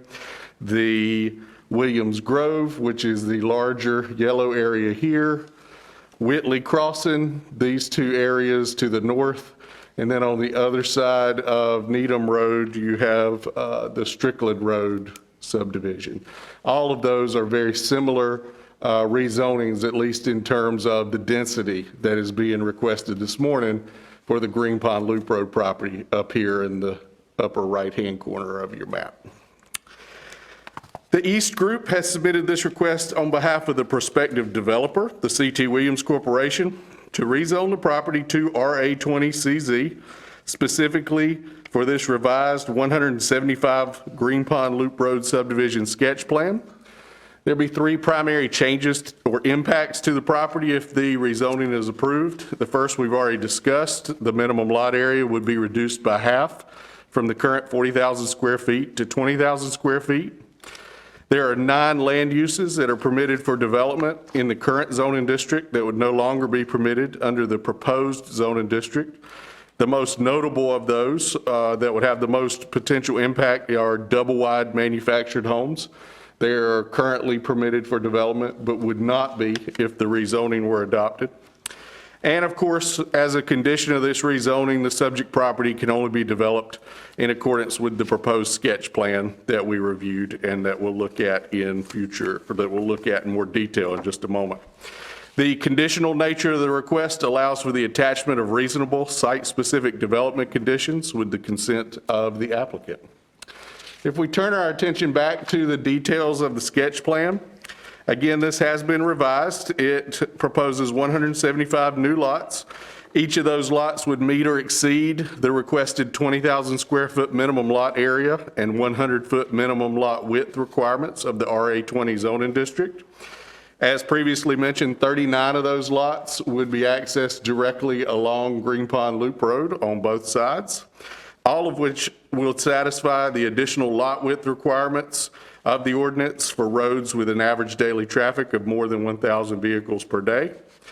The remaining 136 lots are accessed from a network of 8 new interior roads. That includes a stub road connection here to the property to the south, which is large, undeveloped, and appears to be otherwise landlocked. There is a 50-foot wide access and utility easement up here between lots 1 and 175 that crosses a thin portion of the subject property and ensures access to the adjacent property, which is owned by the Green Pond Swine Farm Incorporated, and it would allow for the construction of a public or private road should that adjacent property ever be developed. The sketch plan includes the 2 recreation areas I've already highlighted, as well as a lot designated for a shared mailbox kiosk over on the eastern or right-hand side of your screen in this vicinity. And of course, the developer would be required to construct new water lines within the subdivision to connect each new lot to the existing Nash County public water system. As we review the land use plan, as we are required by state law every time we make a rezoning decision, our current land use plan map looks like what you see on the screen here. This property is along the boundary between the suburban growth area shown in the yellowish color and the rural growth area shown along the backside in the green color. Because this property falls into the suburban growth area, the plan supports rezoning this property where water service is available to either RA30 or RA20 at the board's discretion. The property does have access to Nash County Public Water. There's an existing 4-inch line already along Green Pond Loop Road to the east that terminates right about where the previous subdivision meets the subject property. There's also an existing 6-inch water line along West Horns Church Road that could be extended up the eastern side of Green Pond Loop Road if necessary. And finally, when we look at the plan, permitting higher density residential development helps to accommodate the significant residential growth that the plan anticipated for the suburban growth area. Next, we turn our attention back to the zoning map for an analysis of reasonableness and spot zoning. The request would be considered reasonable and in the public interest if the board agrees, because number one, It's not unreasonable spot zoning. It is consistent with the ongoing transition of this general area to an RA20 residential density, and that is evidenced by the yellow and a little bit of orange that you see on your screen that shows the ongoing transition of this area to a denser residential area. The subject property already is and will continue to be zoned for residential use, and it is similar, which is similar and to the adjacent and surrounding properties. And approval of the request, as we already discussed, will permit smaller lot sizes, but will also be a little more restrictive in terms of permitted land uses, ruling out those 9 land uses, including specifically double-wide manufactured homes. The Technical Review Committee considered the revised request on January 12th and recommended approval, finding that it met the minimum requirements of the ordinance. The Planning Board met on January 18th to consider this request. Mr. Cecil Williams Jr. of the C.T. Williams Corporation, who is the prospective developer, addressed the board in support of the request. The following members of the public addressed the board in opposition to the request. They expressed concerns regarding the increased residential density and traffic, as well as the potential impact of the development on the environment, local schools, law enforcement, and emergency response services. Those individuals included Heather Louise Finch, Sharon Eatman, Amber Stone Farrell, Paula Lamb, Jimmy Jones III, Charlotte Vick, Jennifer Voliva, and Michelle Sunday. The board ultimately voted to recommend approval. It was a split vote of 3-2, so there was a 1 vote margin there, 3 in favor of approval and 2 opposed. And the board also, with recommending approval, recommended the suggested statement of plan consistency and reasonableness that's in your report, as well as a list of development conditions. If you'll turn to page 74, I'd like to go over those development conditions. Number 1, if approved, the subject property must be developed in accordance with the sketch plan that's on the screen in front of you. Number 2, the property must be developed for the land uses that are permitted in the RA20 zoning district in accordance with the standard requirements and procedures of the ordinance. Number 3, all residential lots that are subdivided from this property must be served by Nash County Public Water, which shall be extended by the developer as necessary. All the new road names shown on this plan must be reviewed and approved by Nash County Emergency Services prior to their official assignment. We will require the developer to submit a stream buffer determination from the state prior to construction. There are 6 corner lots that must include a 5-foot wide non-access easement along the main Green Pond Loop Road. Those are located around this intersection here, this intersection here, and another here. And essentially that is to require that if the lot is on the corner, it will have its driveway off the interior road and not the state-maintained and more heavily traveled Green Pond Loop Road. The developer will have to establish the minimum 50-foot wide access and utility easement we discussed previously. There are a number of signed and notarized documents that would be submitted and recorded along with the plat, establishing a property owners association, deeding the ownership of the special purpose lots for recreational space and the mail kiosk to that property owners association, and then a deed of easement for the 50-foot wide access easement up here. And of course, if the developer were to significantly or substantially change or modify the design as approved by the board today, that could trigger re-review by the TRC, the planning board, or even possibly a new public hearing before the Board of Commissioners before they could commit to that change. This is a legislative request, so the board is free to approve or deny it. You are required to consult the current land use plan, and you have a statement of plan consistency and reasonableness that has been suggested by the staff. But just because it is consistent with the plan does not obligate the board to approve it. The board needs 1 motion to either approve, and of course we would ask that would be subject to the statement of plan consistency and reasonableness, as well as the 9 conditions and any other conditions that result as part of the public hearing. Or there is a motion to deny the request, has the same statement of plan consistency and reasonableness, but we would like the board to list the specific reasons why you would find it unreasonable or not in the public interest. That could be due to the residential density that's requested, the specifics of the subdivision design, or a determination that it would be incompatible with the adjacent and surrounding area. So the board has all options on the table going into the public hearing. With that, I will pause and take any questions that the board has on the staff report. Questions for Mr. Tyson from board members? Thank you, sir. Yes, sir.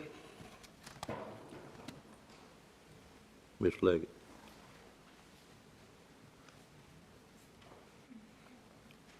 Go ahead.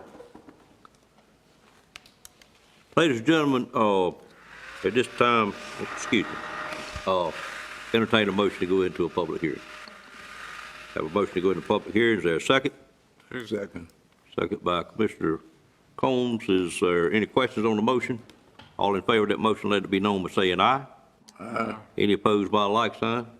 Ladies and gentlemen, we are now in a public hearing, and if you wish to speak for or against this request, we would invite you to come to the podium, state your name and address for the record, and the board will be glad to hear anything you wish to point out on this thing. We do ask you to hold your comments to 3 to 5 minutes if you would, and pause between each speaker just a moment. So anyone who wishes to speak for or against this, welcome to come forward at this time.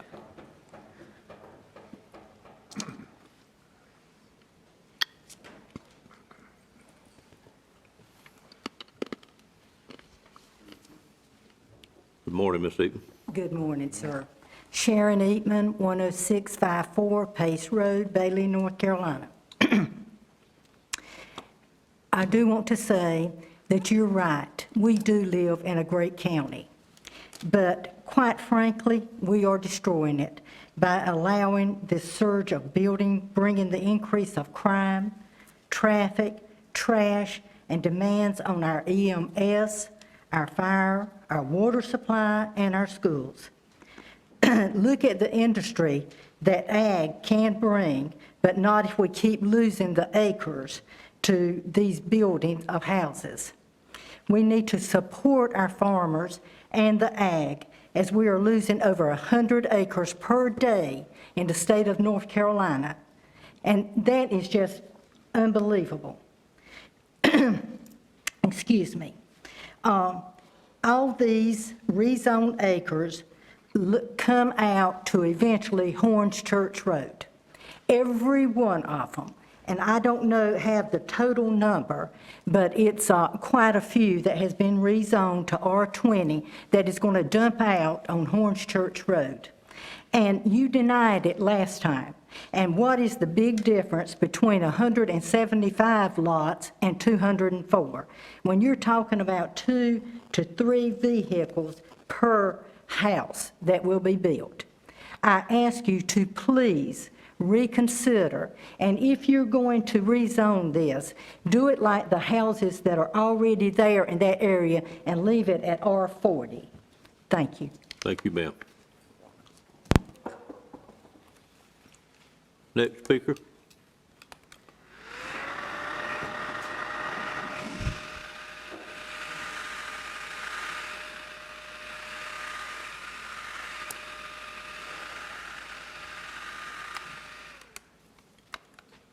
Morning, Ms. Finch. Good morning.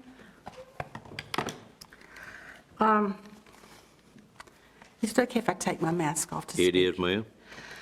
Absolutely. I am Jane Flowers Finch. I live in Raleigh. I'm a native of Nash County, and my mother, Pearl Finch, resides in Bailey. She's 94 years old, and I'm a landowner as my mother and my sister-in-law.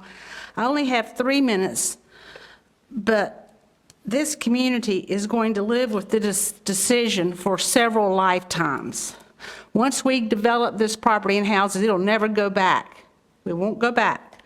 Growth can be good, but not growth that costs more than what it gives back and costs more than it contributes to the county.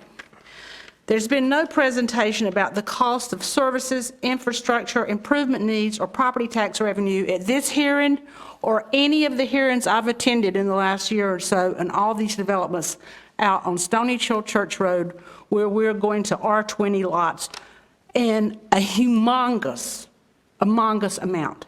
If this one is approved, in 1 square mile, we're going to have over 930 homes on R20 lots in 1 square mile. That is almost big as Spring Hope or Bailey.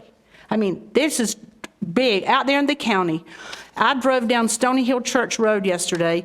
Anybody going down that road on a combine now is going to hit a mailbox. It's done and over. And on the lots where you share a driveway, there's some people that put a mailbox on each side of that driveway, meaning the mailman, I don't know why they didn't put them side by side. So the mailman has got to drive across the driveway to the next mailbox. But there's been no presentation about the cost of services. Secondly, when Stony Hill Church Road was built, constructed, and planned, where it had a minimal shoulder and it's got a ditch for drainage, that's what you do in the country, you know, you don't have curb and gutter, you got a ditch, where it could not be widened. They never anticipated when they built Stony Hill Church Road that the traffic this decision will unleash on that road. And at a hearing last year, I think Mr. Adams or somebody said that every house you build out there, that Stony Hill Church Road was already considered a high-traffic rural road before this with over 1,000 trips a day, and that you could consider each household would have 10 trips per day. So we're going to add thousands of trips per day on Stony Hill Church Road, and it'll probably be even greater because there are no amenities out there to get gas, groceries, a loaf of bread, everything. Everybody's got to get on that road to go somewhere to do anything. Most developments of this size have the ability and willingness, developers who do developments of this size and this magnitude that we're seeing out there, to provide enhanced traffic attributes. If you go to Johnston County, Wake County, even out in the rural areas, the developer is putting in a turn lane, or even in the case of Stony Hill Church Road where houses have gone up, the setbacks on those houses should have been greater to accommodate the fact that Stony Hill Church Road already needs to be widened, and there needs to be a turn lane between Bailey Road and Horns Church Road already if you go riding out there. It's a very narrow road. These developers have not previously offered, nor has any such condition been imposed upon them. And if you deal with developers in Raleigh or Greenville or in these outlying areas, developers are donating things, making suggestions to enhance that, or the county's putting some condition on them. Once this thing's in place and the developer's out of there, we're not getting anything from him. It's now. You can't, and once you approve it constitutionally, you can't go back ex post facto and change it. And so this decision is very important. If you can't make a good decision today, postpone it. You're working on a new county plan, and that county plan needs to be addressed, and we need to give it the time and deliberation before we put, it's going to be right at just under 1,000 houses out here in this 1 square mile, and the traffic's going in West Horn Church Road, Stony Hill Church Road, Circular Road, Whitley Road. All those roads are just going to be massive traffic, and there's already a traffic issue. Back in the day, I had no trouble backing out of my mama's driveway on 581, and all this traffic goes up to 581 and heads towards Bailey to go to 264, one way or the other. And you know, it's getting tough to even back out of her driveway. I need to turn around and pull out on 581, and I've heard people having to sit with cars 10 deep off of Stony Hill Church Road to turn on to 581. Finally, we're actually being asked to amend the ordinance. The original zoning plan that you did, time and deliberation was put into that. And it's my understanding from talking with your county offices and y'all that that time and effort's being put in there. And I really plead with you, before you go allow further development, are we giving this the same time and study into this decision today that was made back when that plan was done? There were good reasons for it being zoned R40 then, and there's nothing changed now. And especially to keep allowing this volume. And I commend and thank Cecil Williams for wanting to bring things to Nash County. I think that's good, but he can't just have it just the way he wants it. It's just not fair to the citizens to allow this. And I'm still amazed to think that a 4-inch or 6-inch water line is going to provide enough water for all these homes. And you saw some beautiful subdivisions up here on the screen earlier today on some developments when you were showing all the new homes in Nash County, and they had these great big beautiful green lawns. Well, is everybody going to get out there and water their yard so they can have that kind of green grass and service all the water in there off those 6-inch pipes? I don't think so. I'm not an engineer, and I don't know that, but I think I know enough to know that's going to be iffy. There's nothing wrong with that. You know, we can leave it. He can go out there and build houses in the R40 lots right now. He's got a lot of other things we haven't seen. He's built, all he's done is build on the road front lots that he's got. He's not put in interior infrastructure that's got to be put in here. I heard him last year stand up here and say that he had every lot in that big subdivision over there under contract with national builders. I hadn't seen any of those national builders out there.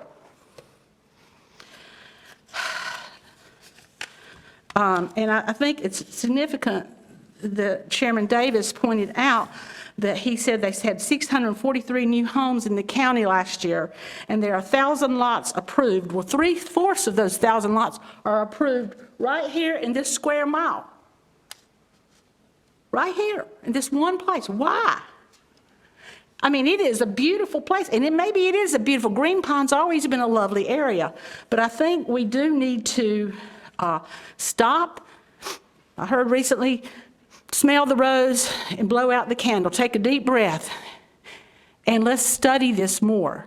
It can wait. Mr. Williams has got plenty to do right here this next year to get these other subdivisions done, and his land can sit right there, and it's not been rezoned. You could get the tax base, will probably still be agriculture or something, and let's take time to get this right. Please, I beg you to just pause on this, please. Love being here. Thank you very much. Thank you, Ms. Finch. Next speaker.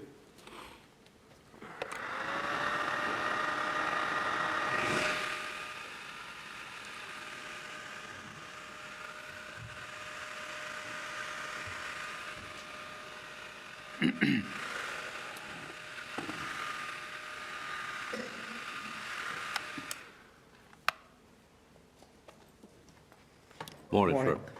My name is Ned Lofgren. I'm at 4618 Courtney Drive in Bailey, and I also voiced my opposition to this, and as well as the other developments at the previous zoning hearing. I'm not sure how many of you are familiar with the specific area here, but this area has crushed and tarred roads in the area. They are narrow, there's no shoulders, and by adding this many homes in such a small area poses a great traffic risk. Something that was mentioned at one of the previous zoning hearings is that the road stipulations for Strickland Road are going to be ignored because they were they voted on not needing that 1,000-car designation, even though they're putting in this many homes. This development here has approval for that new road designation. Consistency is important, and safety. Just so many homes in such a condensed area is concerning. It's going to put added stress on Bailey itself, which an argument has been said that, well, if you build the homes, industry will come to Bailey. The way it is currently, everybody goes to Wilson. Everyone goes to Raleigh or Zebulon. There is no major facilities to accommodate this many people. And I truthfully don't see that development coming to Bailey itself when everybody goes elsewhere, or as it is. Working elsewhere, they're going to pick up on the way home. The farming equipment, you got to have the road space for that. having to get to these farms through a residential division, what's that going to do to those properties and traffic in that area as well? We had a school board member at the zoning meeting that said the schools are at capacity or near to it. Adding an additional 900 homes, families, could potentially put that over the limit easily. So I'm in opposition to this type of density in all these areas that are putting in such a small area. And I hope that you'll consider pushing them to make a new plan. Thank you. Thank you, sir.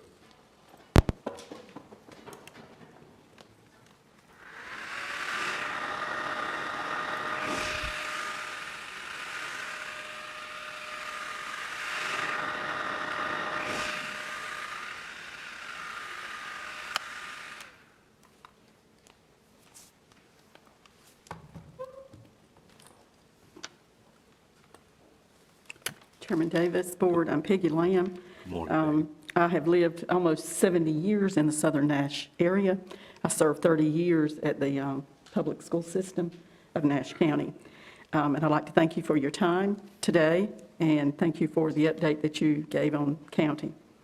Within the past 15 years, there have been several new subdivisions in our area. Just to name a few, there's Baker Place off of 581. There's the TC High subdivision off of Lyles Road. There's White Oaks subdivision off of Needham Road, and the development off of alternate 264, now near Stone Heritage Road. Those developments, in my opinion, are evidence of well-planned, thoughtful development of southern Nash County growth.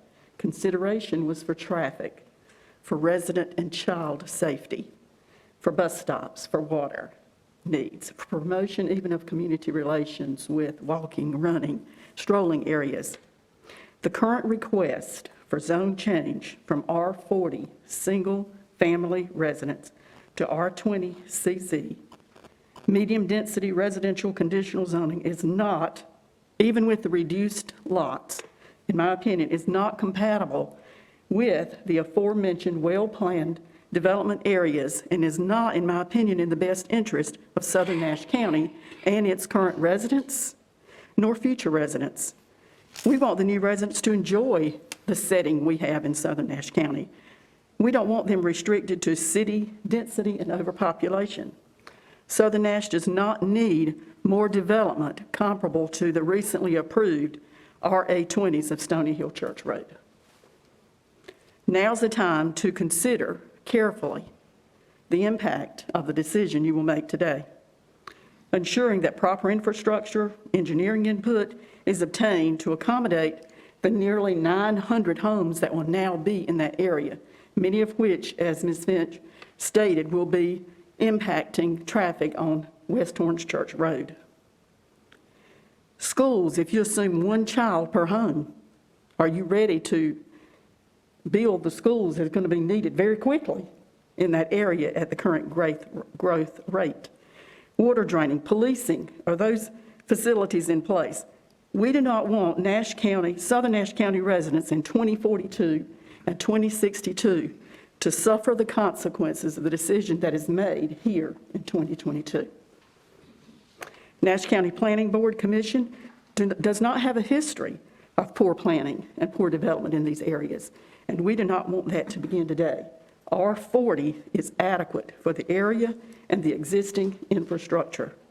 It is for these reasons that I ask you to vote no to the proposed zone change from the current R40, which allows for moderate planned growth, to RA20 CZ.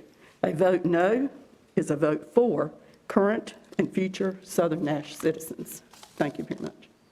Thank you, Ms. Lamb.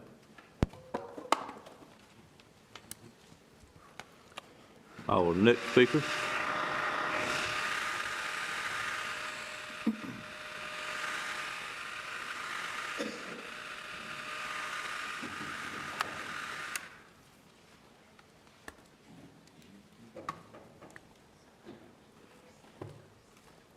Morning, Mr. Williams. Good morning. My name is Cecil Williams. I reside at 6765 Jordan Road, Elm City.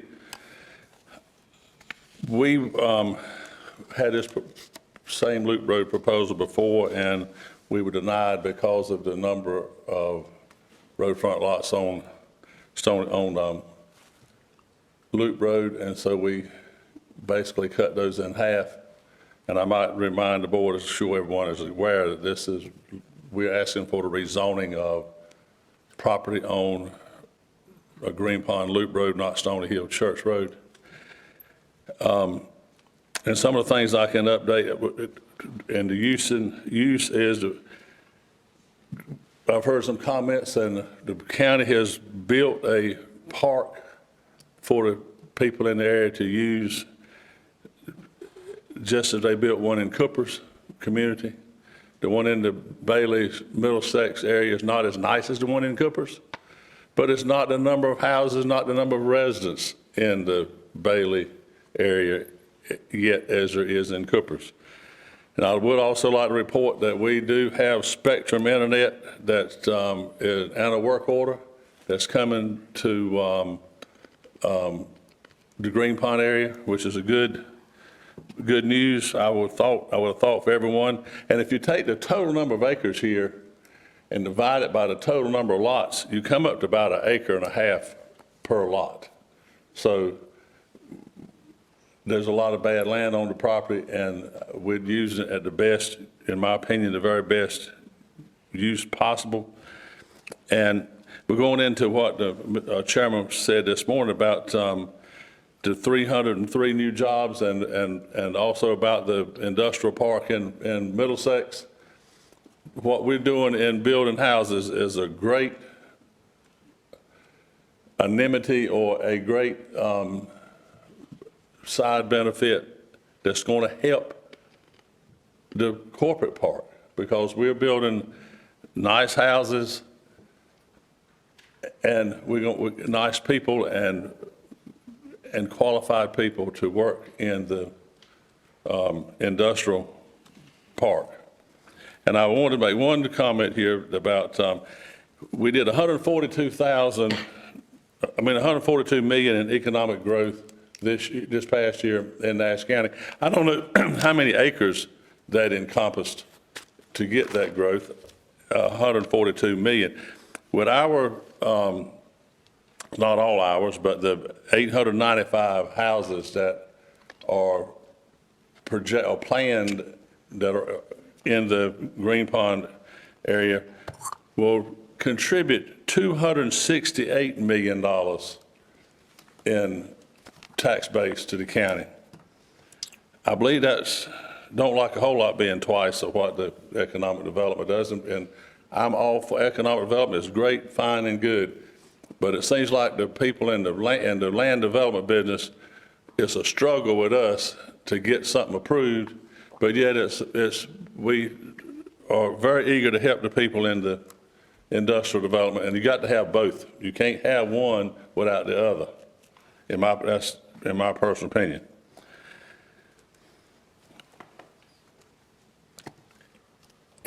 And the reason this is all, someone else asked the question about, didn't know why this is all opening up. It's all opening up because of the Wilson County watershed overlay that is no longer there. And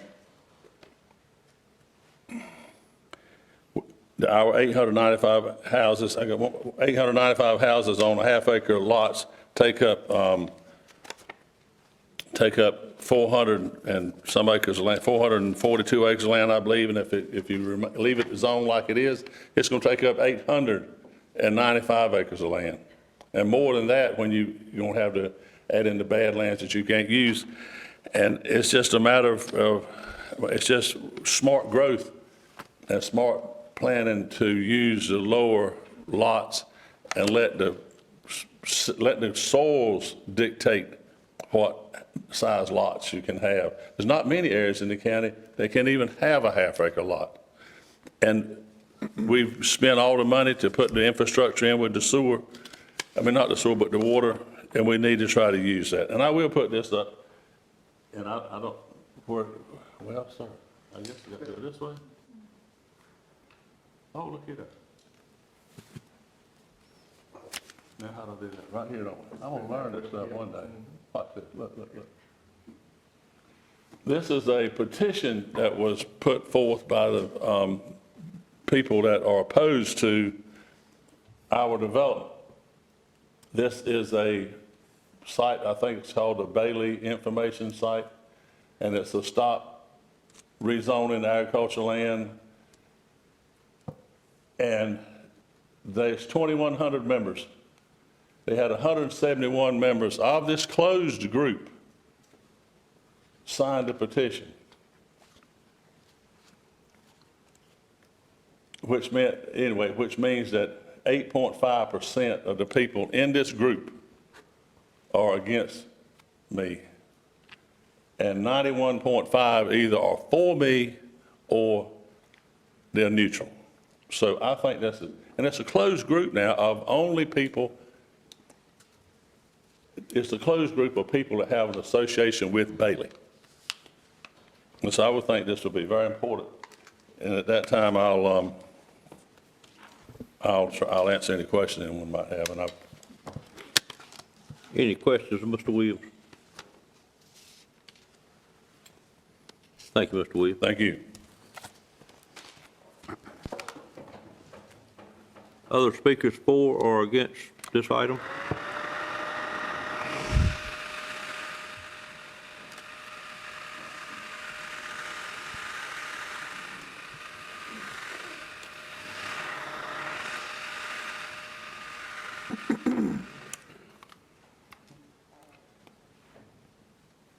Good morning. Thank you all for allowing us to publicly speak and speak up. My name is Heather Louise Finch, and first I want to say that my job is I do investigative and business intelligence and automatic robotic process automation for a living, and I consult on that. So what I do is I go and I look and I find numbers and facts and figures.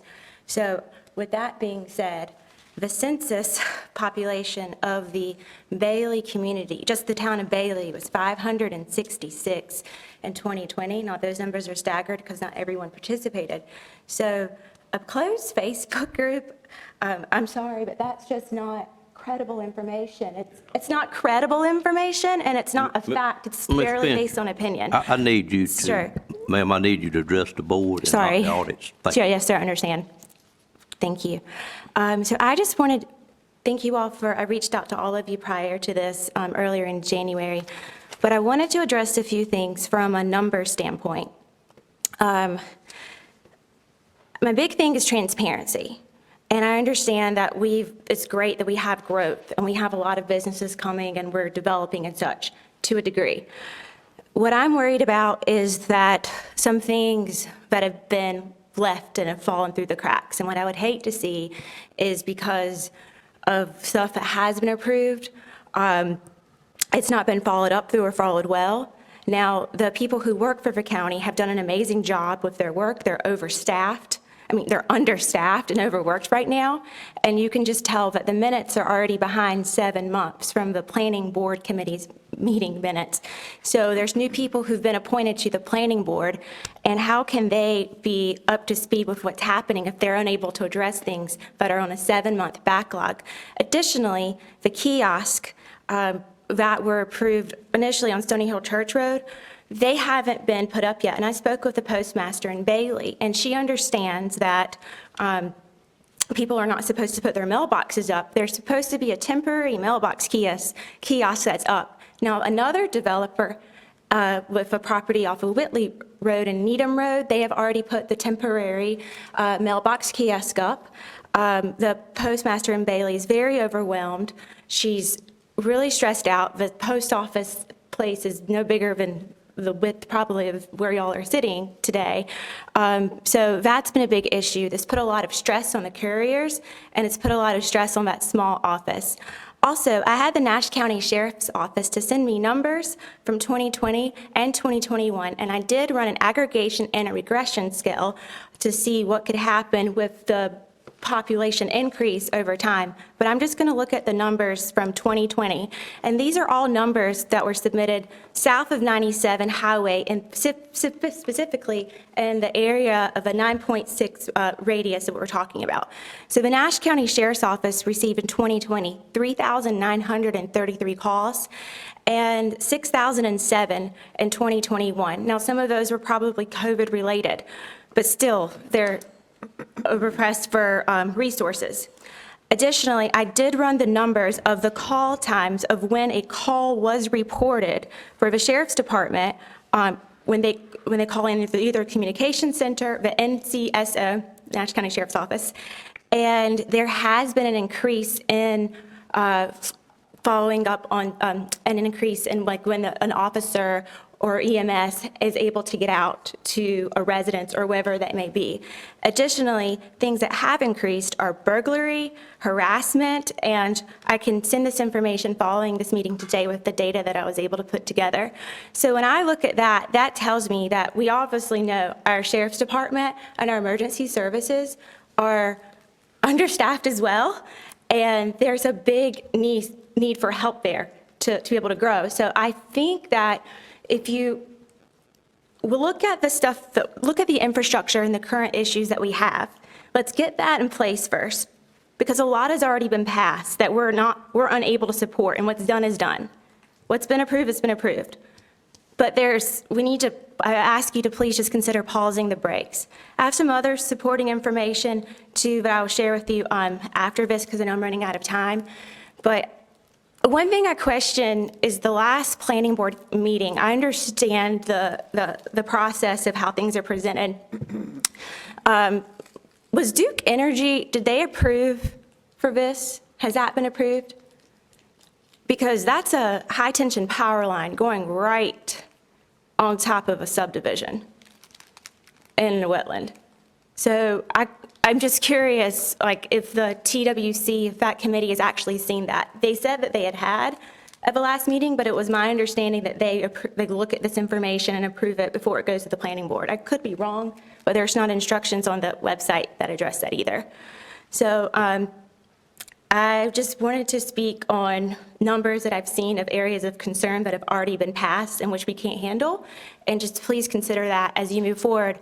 And economic development is a good thing, but you can't just look at new homes, especially considering you do not know the household yet, the income of the household, the taxes and that basis. So it's really hard to determine all those facts when that's not planned out yet. And so thank you so much for your time. I appreciate it. Ms. Fitch, if you have something you want to get to the board, just direct it to the clerk and she will get it to us. Yes, sir. We get information in different ways as board members, and she knows. I'm sure how to your get it to us. inbox is flowing. I will do that. Thank you so much. No, I didn't say that. We get it in different ways, but it'd be understood. best to get her, then I'll know all board members to get it. Thank you. Thank you, ma'am. Appreciate you being here.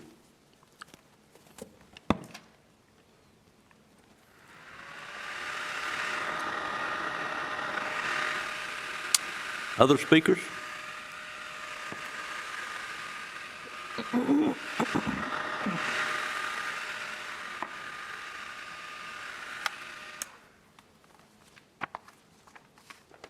Don't see any movement, so I would entertain a motion to close the public hearing at this time. So moved. Moved by Commissioner Leggett. Is there a second? Second. Second by Commissioner Combs. Any questions on that motion? All in favor of the motion, let it be known by saying aye. Aye. Any opposed by a like sign? Ladies and gentlemen, the public hearing is closed at this time, and if any commissioner has any additional information they'd like to ask Mr. Tyson, it'd be a good time to do it. Any other questions of Mr. Tyson? Explanations? General question, how many members on the planning board? 9. 3 were absent at the meeting where this was considered, and 1 is affiliated with the adjacent property that will be benefiting from the new access easement. And so that member, in discussion with the staff, recused himself from this decision. And so that's how we ended up with a total of 5 votes. Other questions? Mr. Chairman, Yes, ma'am. I just want to say, I think the planning board and the planning director have been very thorough and what they have presented us. And I thank you. I know I shot some emails to Mr. Tyson myself, and he was very thorough, because I had first asked for a meeting with him, but the emails were so detailed that meeting was not necessary. And it seems to me that we are all faced with the facts that are in front of us and the concerns of a community. And so I would just like to say thank you to the planning board, thank you to the planning department and Mr. Tyson, and that whatever decision we make as a board, that we seriously consider it, and I know we have, and I know you all have done that, so thanks. Thank you, Commissioner Wilkins. Other comments or questions? Thank you, Mr. Tyson. Excuse me, Mr. Bellfield, do you have a comment? Oh, yeah, comment, no questions. I've been concerned about agriculture for some time. We have diminished agriculture in this country, in this state, and in this country, till if we aren't very careful, we're going to be importing our food supply totally. We're going to overpopulate ourselves like India and China, and we won't have nowhere to produce food supply. So I think we need to, as we move forward, we need to look at this. And I had one farmer to call me about the situation, and my response to him is, I said, you know, some of our farmers are getting old, and they may not have children to take over. Then they're going to look at selling for the best price that they can get, and it may not sell for farmland. It may sell for developing homes, other things. So, and I suggested to this farmer that called me, I said, you just need to keep up with in agriculture, and you're interested in keeping agriculture, that you're going to have to, in your community, you're going to have to know who's farming. And I even went on to say, and the age, do they have any, are they developing children, training their children or family members to keep agriculture going? And if they don't have that, they're going to sell, because they know they're not going to be here on this earth forever. And they're going to sell it, and I'm going to tell you who's going after the property now. There are people that are not interested in agriculture. They're interested in developing it. Because I know my parents' property they've gotten. And talk about paying cash money and how fast they can process everything, and you have your money. And that's going on. And I've talked with some other people. So that's something that we in this country, in this state, and all the counties, 100 counties within the state, need to take a look at, well, where's agriculture going? And that's my comment. Thank you, Mr. Bellfield. Other comments? Pleasure of the board on this item? Mr. Chairman, Yes, ma'am. I move to deny the conditional rezoning request that proposes to change the rezoning to RA20CZ and adopts the statement of plan consistency and reasonableness listed in the agenda packet.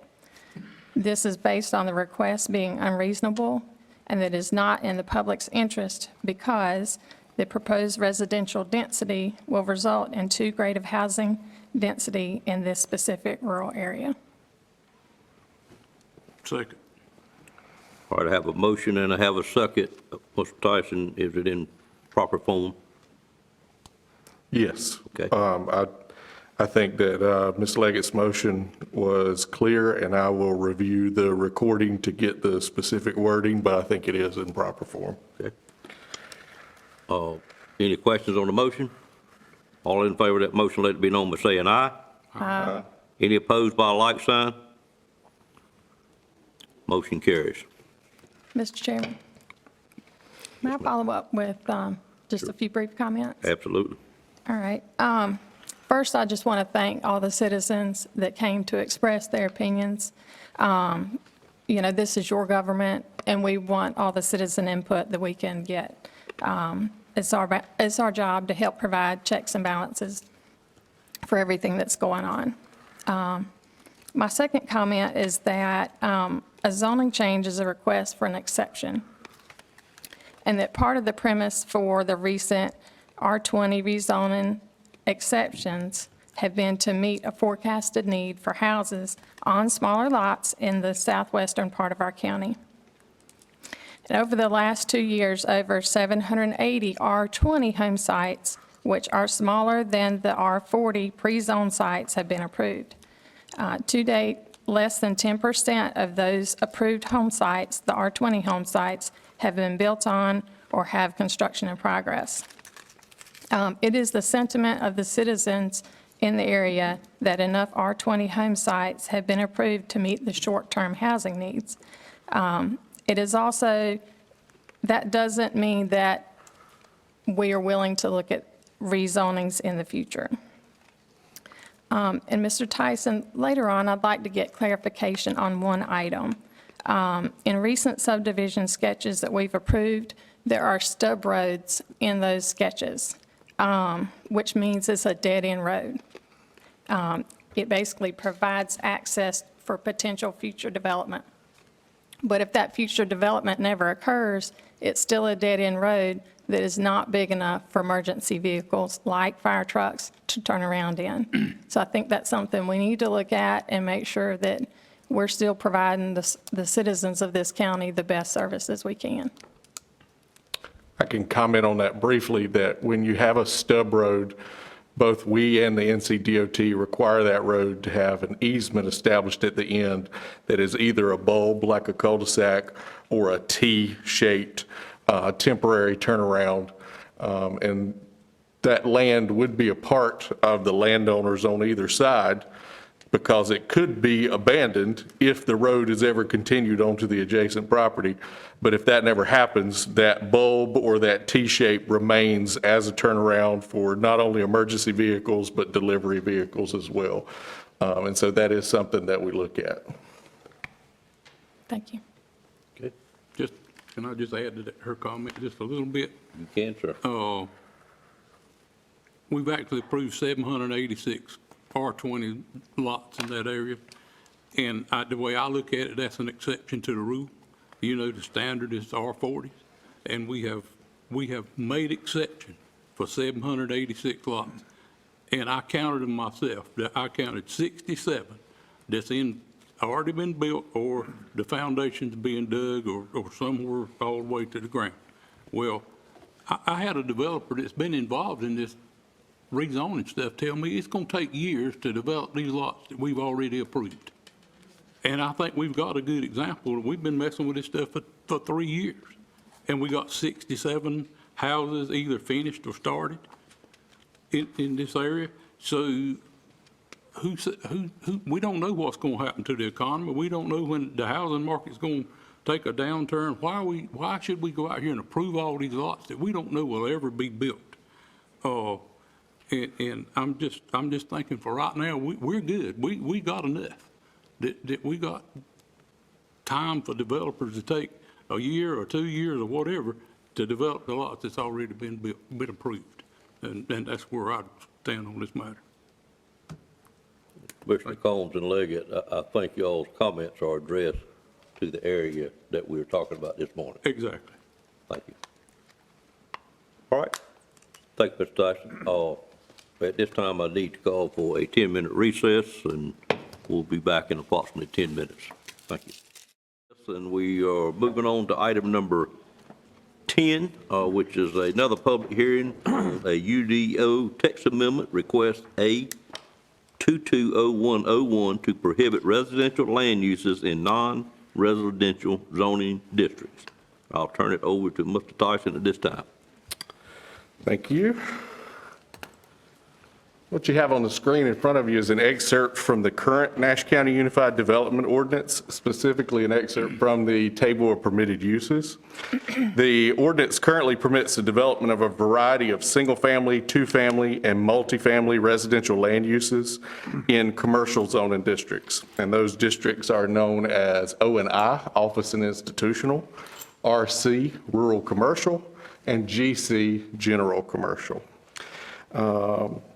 And if you look at the note down at the bottom, those residential uses are permitted for development in those commercial zones at the density and dimensional requirements of the R6 high-density residential zoning district. Now, this is typically not an issue because there's no way to develop at the R6 without the availability of sewer, and the county does not have that much area that is accessible to existing sewer lines. But those are the regulations as they stand today. The R6 requirement is 6,000 square feet per lot with a minimum lot width as little as 60 feet per lot. The purpose of this text amendment, which has been submitted by the Technical Review Committee, I should mention it's been submitted as a result of discussions between the planning staff and the Board of Commissioners, is to prohibit the development of these residential land uses within these non-residential zoning districts. The bottom line is that this change will prevent residential development from happening as an unintended side effect of commercial rezoning, and will ensure that if there is high-density residential development, it's done intentionally by the board through a rezoning that is clearly residential in nature.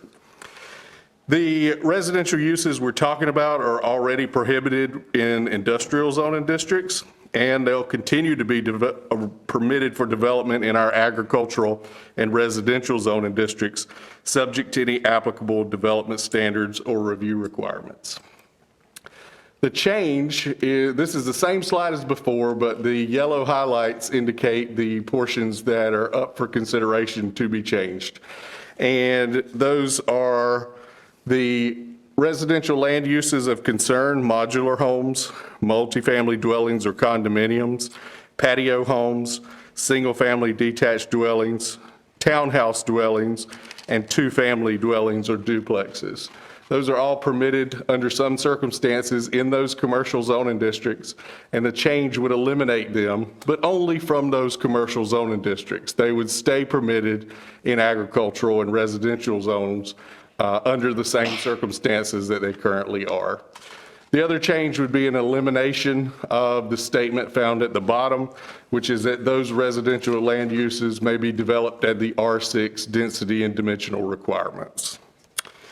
The amendment would prohibit vertical mixed-use development. Of course, mixed-use development is when residential and commercial are developed together. When I say vertical, I'm referring to the development you would see maybe in a downtown urban area where you would have commercial use at the ground level of a structure with residential uses on the upper floors. The Technical Review Committee determined that there are not very many opportunities for such a mixed-use development in the rural area of the county's jurisdiction, and so we felt comfortable going forward with prohibiting that. What it does not prohibit is horizontal mixed-use development, meaning that you could have commercial and residential uses directly beside one another. And by that, I mean you could have a combined development project that one area is identified for townhouses and another area might be identified as an office park or a commercial park. But those would be horizontal mixed-use developments, meaning that you could establish a zoning line between the commercial and the residential areas. Any kind of request like that would likely take the form of a conditional rezoning request that would come before the board with a site plan showing those differently zoned commercial and residential areas. So that horizontal remains an option, but the vertical would be ruled out by this change. There are a small number of residences in Nash County that are already in one of these residential zoning districts, OI, RC, or GC. If this change were made, those residences would be recognized by our ordinance as being legal at the time they were established. And although they are non-conforming to the newly amended regulations, they would lawfully be allowed to remain in place and even could be potentially enlarged or replaced subject to the requirements of Article 6, Section 6.3. The land development plan needs to be consulted by state law for consistency anytime we make a change to our Unified Development Ordinance. In this case, the amendment is neither specifically consistent nor inconsistent with the plan because the plan does not specifically comment on residential uses developed in non-residential zoning districts.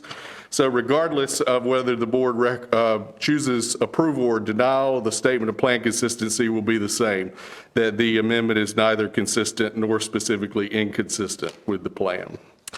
The TRC reviewed this change on January 12th and obviously recommended approval since it was initiated by the TRC. The planning board reviewed it on January 18th and voted unanimously to recommend approval of the request and the statement of plan consistency.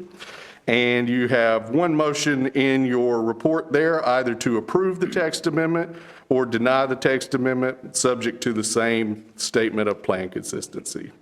And as I stated, the bottom line here is that this amendment will allow the board to ensure that any high-density residential development is done as a result of an intentional residential rezoning action taken by the board and not as an unintended consequence of commercially zoned property.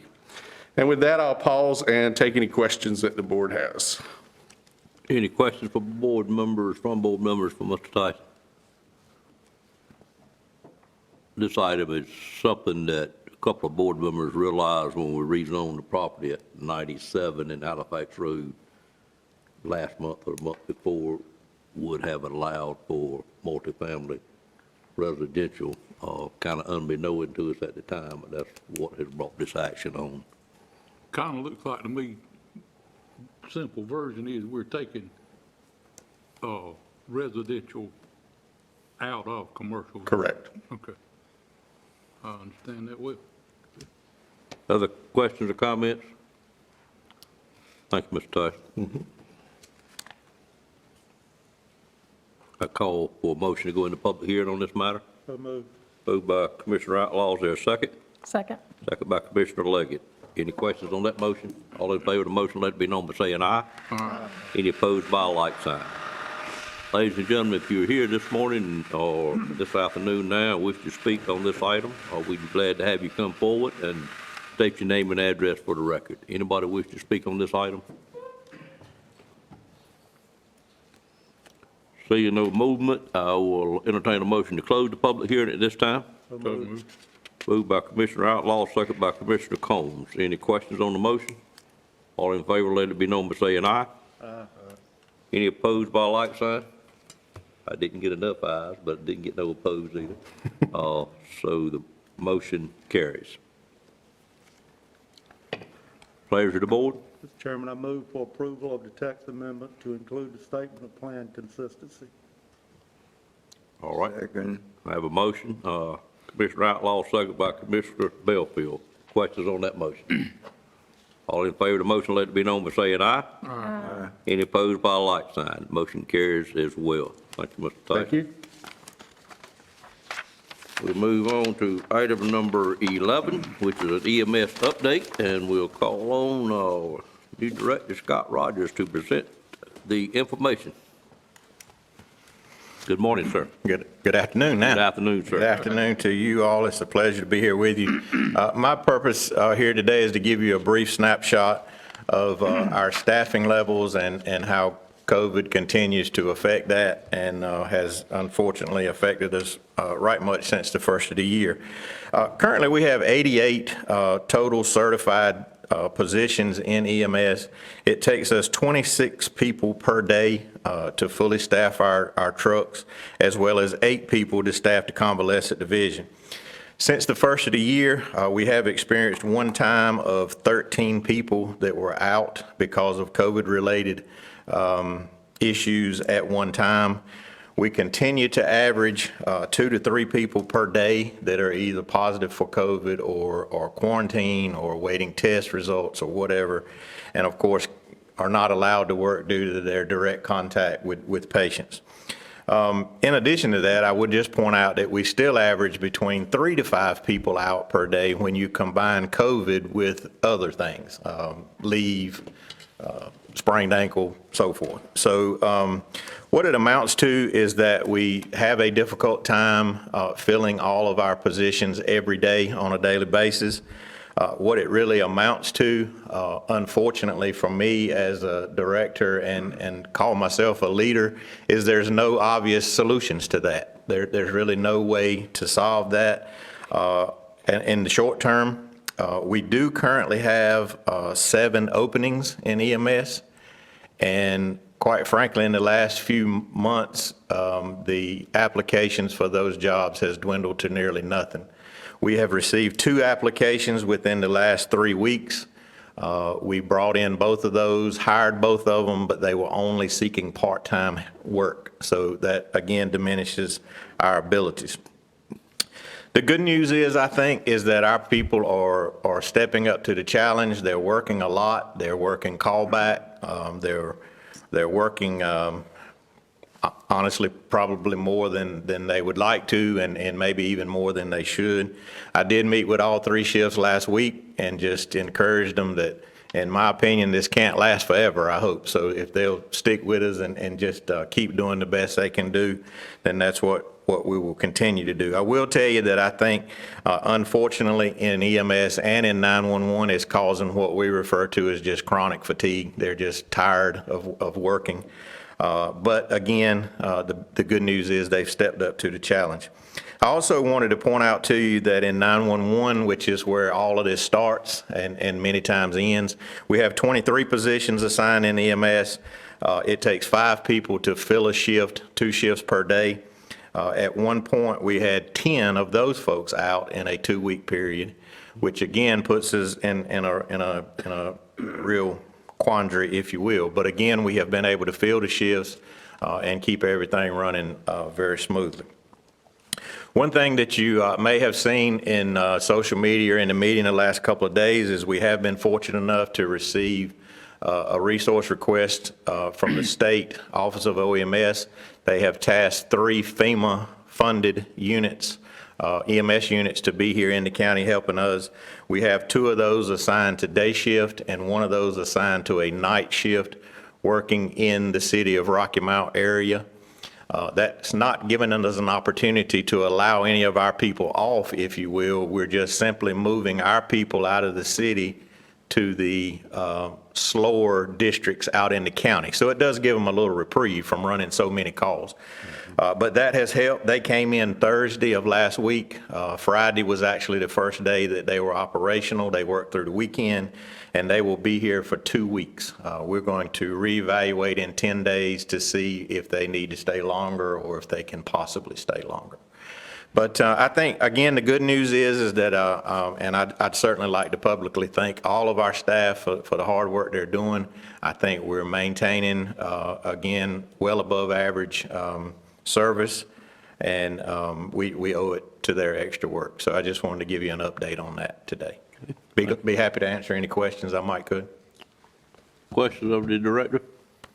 Yes.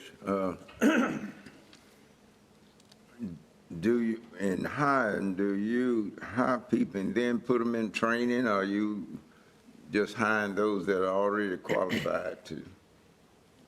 We currently require that the folks that we hire have at least an EMT certification. One of the big issues that we have is that some of the employees that we have lost have been paramedic certified, which is the highest level of care they can provide in the field.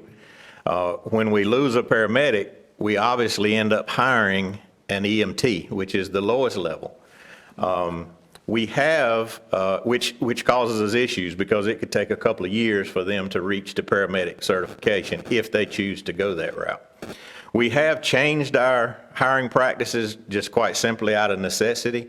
We have streamlined the process. We have actually removed a few administrative requirements we had in the past, but we don't have the capability to hire anyone that does not possess at least an EMT certification currently.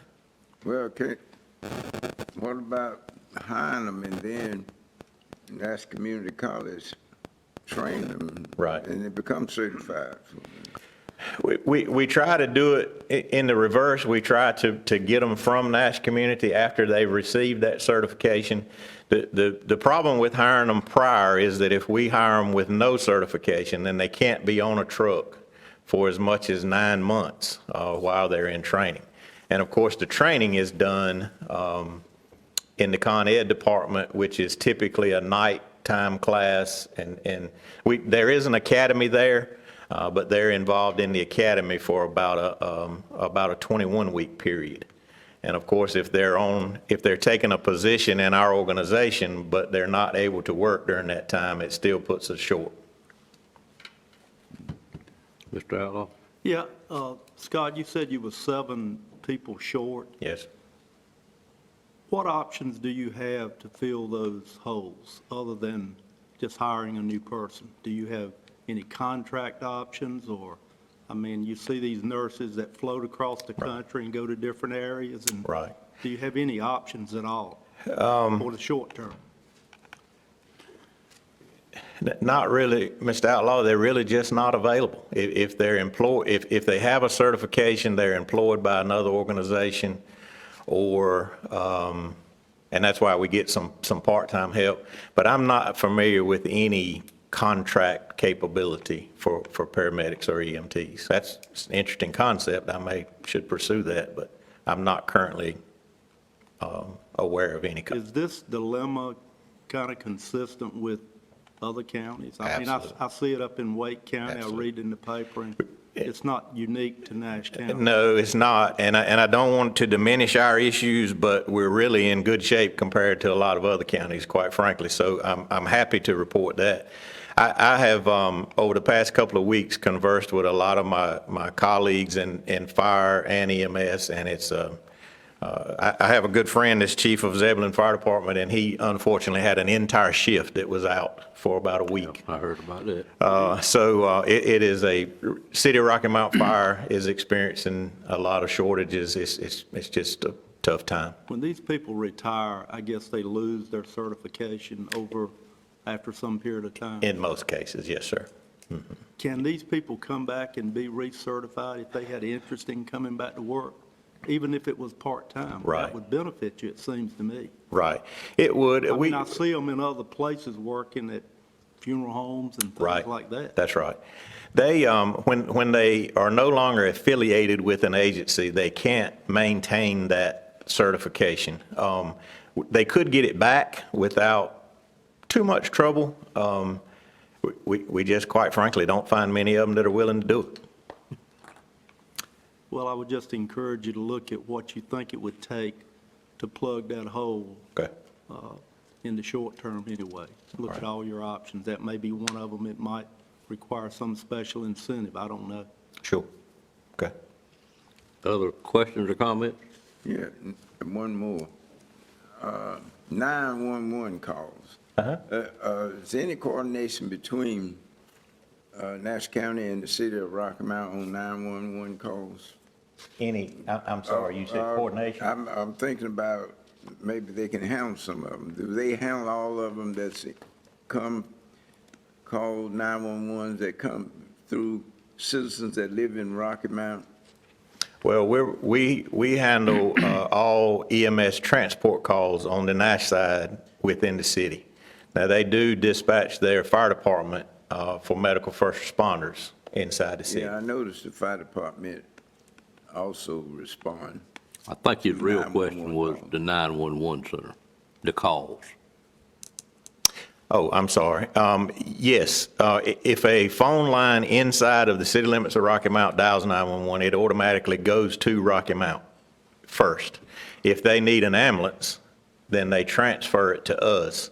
They dispatch their fire department, we dispatch an ambulance. Yes. Other? Scott, the only comment I'd have, Mr. Outlaw, to build on what he asked about retired. You know, at my time, Chair of the Building Code Council, we did get a general statute to allow us to put inspectors back to work without having to get recertified. I don't know whether it's possible to do that, or I don't know what's the right thing to do that, maybe depending on how long they've been retired, but. I think it could be possible. The challenge we have is that it's sort of a two-tier situation in that the state would have to allow the certification. Right. But then in a turn, the local medical director would have to approve that person. Correct. And that's one of the issues we run into, is that by the time we get a person squared away, if you will, to help us, then the desire is not there, or the problem is over, or whatever the case may be. Well, we had a 3-year term limit on it, and some of those are falling back out again. That's So, right. Yes, sir. But it did help us for 3 It years did. tremendously. Certainly did. And that was a contract situation very similar to, like Mr. Outlaw mentioned. That's right. Yeah, we actually had well over 200 at one time employed throughout the state, so it got us over a big hump. Yeah. All right, we thank you for being here. Thank you for all you do, and if you would make sure your employees understand, the board appreciates them. We will. Thank you very much. All right, we'll move to item number 12, which is a community development block grant. Patsy, is it you or Emily? It's Patsy, okay. You did get back. Yes, sir. The doctor was quick, and y'all weren't quite as quick, I guess. We weren't quick at all, and if you got back with a doctor being quick, you are living right. That's all I'll say. This morning, I come before you before a matter that's just really a matter of paperwork. It's regarding the Community Development Block Grant and authorizing resolutions and signatory cards. Nash County currently has 4 Community Development Block Grants. The CDBG Neighborhood Revitalization Grant for $750,000 to pave Peel Drive and some related stormwater improvements and rehab 4 houses and replace 2 houses. And then we have, secondly, CDBG Economic Development Building Reuse Grant for $750,000 to rehab a commercial structure that the Crump Group is occupying. And then thirdly, CDBG Disaster Recovery for almost $500,000 for Elm Street drainage improvements. And then fourthly, CDBG Coronavirus for $900,000 for subsistence payments, Wi-Fi, and hand washing stations. And each one of those grants requires an authorizing resolution and a signatory card. So these need to be updated because of the retirement of County Manager Z. Lamb and the promotion of Assistant County Manager Stacy Schatzer to fill that position. And we have to make these changes to 2 of our signatory cards. 2 of them, we didn't have those people on, so they don't require changing. And we have to make these changes in order to continue and resume financial business with the State Department of Commerce and the North Carolina Office of Recovery and Resiliency. So in your packet, you have 4 authorizing resolutions, and we ask you to approve those. Any questions of Patsy at this time? Patsy, can we approve all 4 of them at the same time, or do we, or Mike, either one? I think you can approve them all 4 at the same time. All right, thank you. And I apologize for failing to introduce Mike Gaynor, who most of us know is filling in for Vince this morning and this afternoon. Vince is taking his turn with what we talk about quite a bit, and I'll leave it at that. So he'll be back to work, I think, middle of the week or so. Yes. But thank you for being here this morning, Mike. All right, I'd entertain a motion to approve this request or these resolutions. Move for approval of all 4 authorizing resolutions. Okay, have a motion for all 4. Is there a second? Second. Second by Commissioner Belfield. Motion was by Commissioner Leggett. Any questions on the motion? All in favor of the motion, let it be known by saying aye. Aye. Any opposed by a like sign? They stand approved. Thank you. I hope your girl's doing okay. Yes, sir, thank you. You say it's the same arm she's broke before? Yes, but UNC Orthopedics, good. Her operation went well. Right. She not only broke it, she managed to dislocate it and affect the tendons in the wrist. So, Oh, my goodness. good job.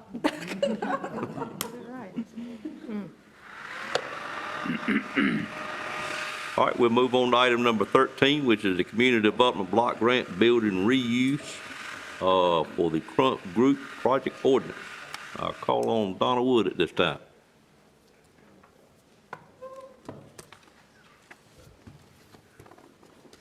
Good afternoon. Good afternoon.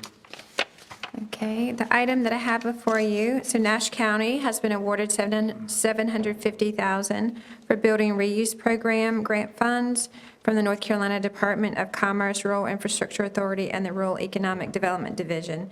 The project associated with this grant funding is the Crump Group. And the recommendation is, I'm requesting that the board approve the grant project ordinance for the Building Reuse Program. Any questions?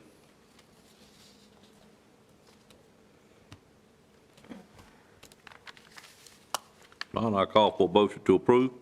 So moved. Moved by Commissioner Wilkins, there a second? Second. Second by Commissioner Leggett. Any questions on the motion? All in favor of that motion, let it be known by saying aye. Aye. Any opposed by a like sign? Motion stands approved. Item 14, Ms. Wood, is yours as well, is a courthouse/sheriff expansion capital project ordinance amendment and closeout. Okay, so the amendment is presented to close out the courthouse expansion project and transfer any remaining funds to the general fund to use for debt service on the courthouse in fiscal year 2022. Are there any remaining funds? There were a few remaining funds. If you look at the project, you can see overall we've transferred back to the general fund almost the full amount, the $2 million that was transferred in, and we have been able to use that for debt service. It worked out like you planned it then? Well, I can't say that I would have planned that, but it did work out fortunately for the county. Right. Any questions on this? Entertain a motion for approval. So moved. Moved by Commissioner Outlaw, second. Second by Commissioner Combs. Questions on the motion? All in favor, let it be known by saying aye. Aye. Any unopposed or, I got tracked up there. Anyway, anybody vote against it? Thank you. I got it. All right, we've moved to item number 15, which is a resolution delegating authority for the Minnie Brooks Act exemption. Ms. Wood? On April 5th, 2021, the Board of Commissioners approved a resolution delegating the county manager, Z. Lamb, authority under North Carolina General Statute 14364 to exempt specific projects from the Minnie Brooks Act on a project-by-project basis where the estimated professional fee is less than $50,000. This request is presented to the Board of Commissioners to approve the attached resolution to delegate to County Manager Stacy Schatzer the authority to exempt specific projects from the Minnie Brooks Act on a project-by-project basis where the estimated professional fee is less than $50,000. Any questions on this? Entertain a motion for approval. Move for approval. Moved by Commissioner Leggett, there a second? Second. Second by Commissioner Outlaw. Any questions? All in favor of the motion, let it be known by saying aye. Aye. Any opposed by a like sign? Motion carries. Item 16 are budget amendments. Okay. The following budget amendments are presented for the board's consideration for fiscal year 21-22. The first amendment is with Department of Social Services. This amendment is presented to budget additional federal, state, and county funds. Additional funding is for foster care room and board due to increased caseloads and board rates. The funding will be used for temporary placement while families resolve issues with the goal of reuniting safely. Other additional federal funds are also to support temporary assistance for needy families, child protective services, foster care, and adoption for administration of child protective service cases.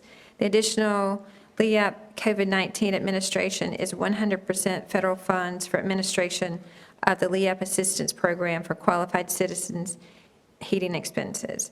The overall request is for additional funding of $171,153, and no additional county funds are required.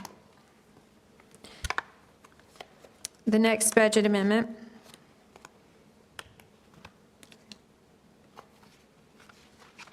is with the Senior Services Department. This amendment is presented to transfer the HCCBG funds from general transportation to home-delivered meals, along with an increase in home-delivered meals subsidy from the HCC block grant funding.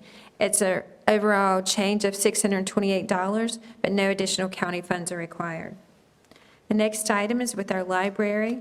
This budget amendment is presented to budget additional funds available to Brownsville Library from Aid to Public Libraries Fund for the 21-22 fiscal year from a pass-through grant with Nash County as the pass-through agency. The total grant for fiscal year 21-22 is $129,772. However, at the time Nash County's budget was adopted, the final funding had not been set, and therefore the previous year's funding amount was budgeted. This is a request to increase that grant funding for $462, and no county funds are required. The next item is with Grants and Intergovernmental Department. This amendment is presented to budget grant funds received from Golden Leaf for the Golden Leaf Site Program Middlesex Corporate Center Due Diligence Grant. It's a grant of $50,000, and no county funds are required. The next item is with our Sheriff's Office.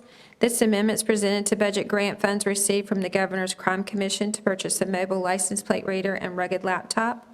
It's a grant of $24,000, and no county funds are required.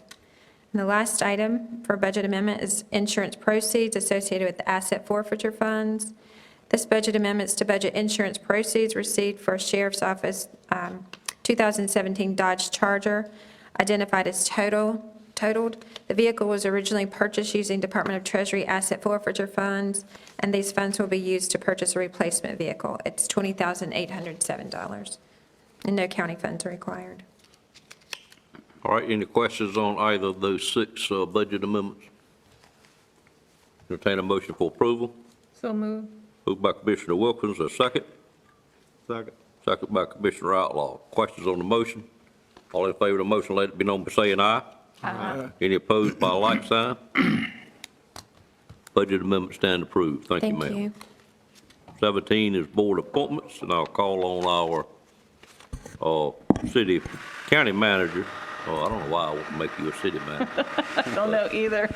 I will call on our county manager to give the board appointments. Yes, sir. The only appointment that we have for you to consider this morning is for the Strategic Twin Counties Education Partnership, STEP. We'd like the board to consider replacing Commissioner Sue Leggett with Commissioner Gwen Wilkins on the STEP board. Any questions? Entertain a motion for approval. Move for approval. I guess you would. Is that kosher? I have a motion by Commissioner Leggett. Is there a second? Second. Second by Commissioner Outlaw. Any questions on that motion? And Sue volunteered on this. As you know, I had asked for any board members, all board members, to look at their list of appointments they had on committees, and if there was something that they felt like they would offer up, to please let me know, so we could get Gwen on a couple of committees before she got any tougher on me than she had already gotten. I appreciate that. But all in favor of the motion, let it be known by saying aye. Aye. Any opposed by a like sign? Motion carries. And Mr. Chairman, let me state that, it's nothing that I didn't want to serve on the STEP board. I really enjoyed serving on the STEP board, and I would like for Ms. Wilkins to be able to represent our county as well on various committees and commitments, and I thought that that was something that she could give input on as well. Sure. And I thank you for doing that. Yes, sir. And the rest of us would continue to look at your appointments that you're currently on. All right. Stacy, would you, when you get your feet back under you, and I know you've been on a whirlwind, I do like to see that table of upcoming ones each month, if you could continue sending it as what's in the future for board appointments. Okay. Does that make sense? The workbook that I attach in the agenda? Yes. I don't think we have it. And if we do, it didn't come through to mine. But, Oh, okay. I'm not sure why that didn't get in there. I'm not sure either. But it Okay. does help me project Yes, ahead. I will look into that. What we need, okay. It should be attached. Yep, okay, thank you.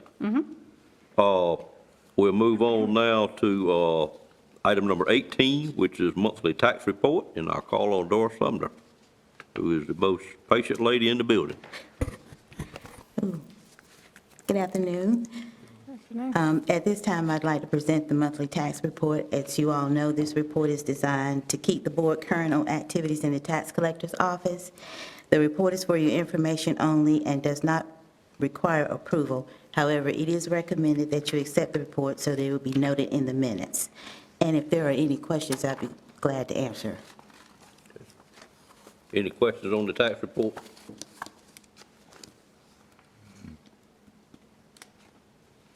Seeing none, it's noted for the minutes that it was given to us, and we thank you, ma'am. All right, thank you. The next item that I do have are tax refunds, and we do have several that need approval so that we may disperse those funds. Okay. You have two on there. Give me 1 second, let me catch up.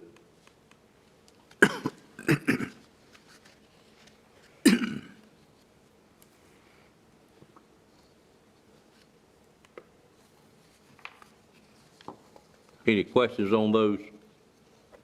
On the second one, if you're prepared to, I haven't seen one of these in quite a while. Would you remind the board, particularly for the new board members, what that is and how it works? Yes, sir. On the second one for the Michael and Steve Deloach, this is part of the Downtown Revitalization Incentive Grant Program. And this is where if you take a building and rehab it, the city will reimburse part of those funds after they've completed the renovations. And it's usually over a 5-year period. And I think this one is getting close to being about I think we have one more for them, and they'll be finished with their program. And that's the City of Rocky Mount. City of Rocky Mount, yes, sir. Any questions on that for Gwen or Marvin? Maybe if you have a downtown building that they spend money on to renovate, Rocky Mount has a program by which they will incentivize them on their taxes moving up based on the improvements. And Nash County, I think Mr. Belfield asked for this a number of years ago for us to look at this too. And we've had it on the books, but we probably used it some, but we don't see it often. Yes, sir. This is about the second one that I've seen. Gotcha, okay. All right, I entertain a motion for approval of these two. So moved. Okay. I'm not sure who, Mr. Belfield made the motions, and the second by Commissioner Outlaw and several more. Any questions on the motion? All in favor, let it be known by saying aye. Aye. Any opposed by a like sign? They stand approved, ma'am. Oh, thank you. And the last item that I have is the report of unpaid taxes and tax lien advertising.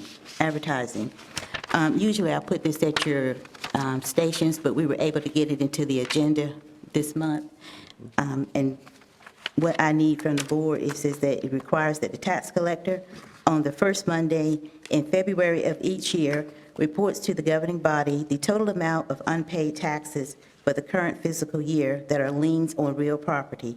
In accordance with that statute, the total amount of unpaid taxes for 2021 as of January 31st, 2021 will be reported at the board meeting. A list of these unpaid taxes will be on file in the tax collector's office. The General Statute 106-369 also requires that the governing body order the tax collector to advertise these tax liens. Advertisement must be made at least one time between March 1 and June 30th. And on the second page in your agenda for me, I'd like to report at this time that in accordance with the statute, the total amount of unpaid taxes for 2021 as of January 31st, 2022 is $1,910,110,001.26. This figure does not include any interest, and of course, a list of these unpaid taxes is on file in the tax collector's office. And there are two actions that I would need from the board in order to proceed. The first action is to approve the report of the tax collector on unpaid 2021 taxes that are liens on real property. And the second is to order the tax collector to advertise 2021 taxes that are liens on real property at least once in the newspaper between March 1st and June 30th. Any questions? Entertain a motion to approve the tax report and to advertise it in the paper as stated. So moved. Moved by Commissioner Outlaw, is there a second? Second. Second by Commissioner Combs. Any questions on the motion? All in favor of that joint motion, let it be known by saying aye. Aye. Any opposed by a like sign. Motion stands approved. Thank you. And we thank you, ma'am. Moving on to item number 21 is commissioner reports. Any commissioner have anything they'd like to report to the public and the board at this time?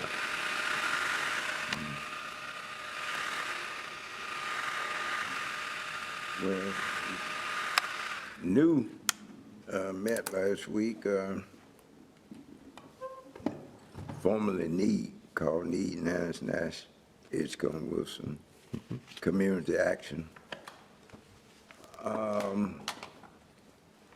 Nothing I think is really significant to report on that. I know they're working on increasing daycare attendance, enrollment. And they would love to have 600, and they're close to that, but not there yet.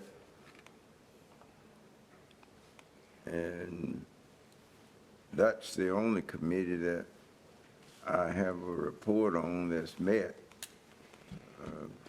that I'm on.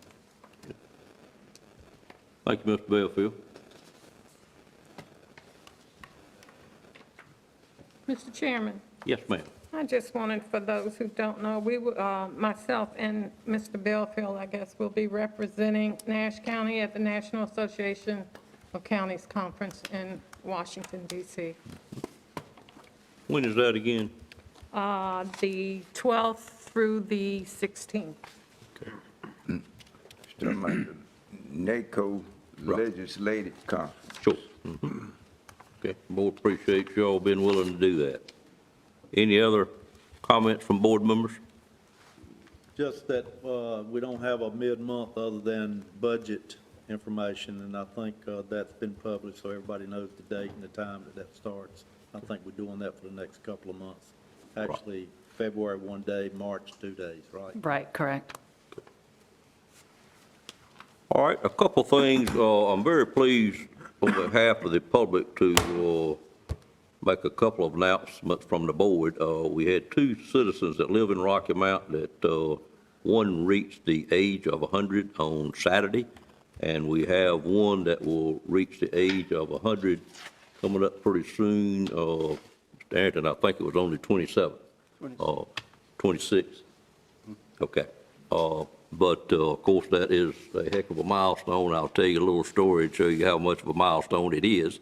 But one of the citizens lives in Mr. Arrington's district, and he had sent an email asking us to recognize this milestone. And then I had a phone call to my office from a lady that also pointed out another lady, which I will state here in a moment, was also reaching 100, and her birthday was on this past Saturday.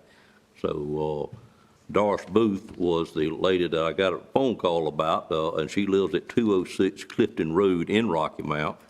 And the ones Mr. Arrington pointed out to us was Charlie Lewis, who lives at Route 1 Box 604, Battleboro, up in the Drake community. I went over the weekend with Paige to try to find what I thought was an appropriate birthday card, thinking I'd go in there and find a birthday card that was, designated to people turning 100. And I looked at cards, and there just wasn't any. We had 18-year-old, 21-year-old, 30s, 40s, 50s, 60s, and 70s. So I called this nice young lady over there, and I said, do you put these cards up sometimes? She says, I put them up all the time. And I said, well, can you tell me if there's one here associated with a person turning 100? She said, no, sir. I said, well, wonder why that is. She says, I think it's because we probably wouldn't sell many of them. I thought she had a very appropriate answer, probably about an 18-year-old, and I got to thinking about it. I said, well, that's a darn good answer. Did you buy 250s? Well, you know, I did ask her about that. I said, well, what do you think about 250s? She says, well, that's up to you, sir. I was really impressed with the young lady. I did talk to her enough to realize she was still in high school, but she really had her ducks in a row. But I did find an appropriate card, I think, and I just added to the card to these two people. The first one, as I said, was Doris Booth on Clifton Road, and then Charlie Lewis on Route 1, Box 64 in the Battleboro community.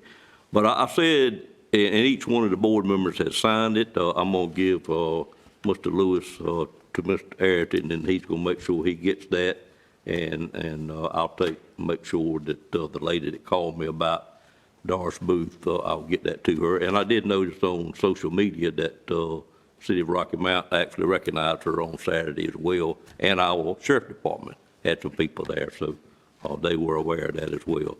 But I just said, if there was an Olympic medal, thinking the time we were in for 100 years of legendary love, kindness, and strength, you would win the gold. You are a true hero for Nash County. I just thought that little say was appropriate for it, and the card, each one of the commissioners signed it and probably read that as well. So on behalf of these two centurions, we will make sure they get these cards that the commissioners have signed. I will move on to the housing report for the month, and Can I ask a question? you can, sir. A comment? Sure. Just a question. I had on my calendar February 21st, we will have a preliminary budget meeting. Are we still doing that? Yes, sir. Because, okay, Wayne said, okay, all right, okay. That's what all. Wayne said. We wouldn't have a regular meeting. It would be a budget. But I heard him say the last of February, 1st of March, and it's, okay, February 21st. I'm sorry. We're going to do it in February and March. Okay. All right. Any other questions? The housing report for the month of December always slows down just a little bit, simply because construction pretty much shut down between Christmas and New Year. But we did have 32 new home permits, which is really good, quite frankly, and they were pulled by 18 different builders. So the diversity of builders in the county still is amazing to me at how many different ones that we've got building in Nash County. And I know each one of you get that report pretty much the last day or the first day of the month pretty faithfully.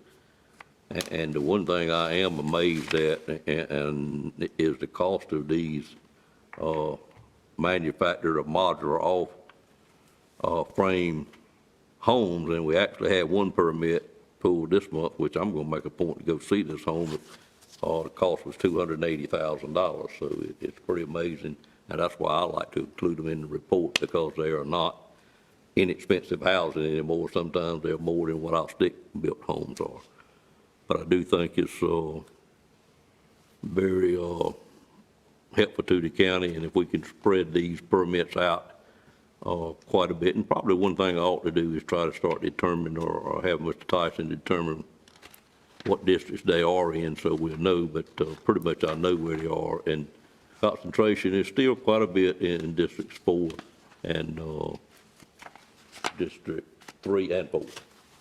Yep. That's really all I had, and at this time, for no other comment by commissioners, I'll turn it over to our county manager for her report. Thank you. I just want to double check. I did want to introduce Rebecca Burbage to the board. She wasn't able to step in. She might be tied up trying to get your lunch delivered here today. But she's the new Economic Development Administrative Assistant.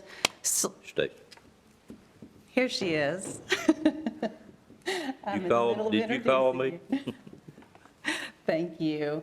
But this is Rebecca. Rebecca is our new Economic Development Administrative Assistant and Deputy Clerk to the board. So you all will be interacting with her a little bit, and we'll be working on getting her trained as a clerk. So as you've been in the front of the manager's office in the last couple of weeks, you've seen that we've put another workstation up there, and so she will sit up there alongside of our clerk, Janice Evans. So thank you for being able to step in. Nice to meet you, Nice to ma'am. meet you.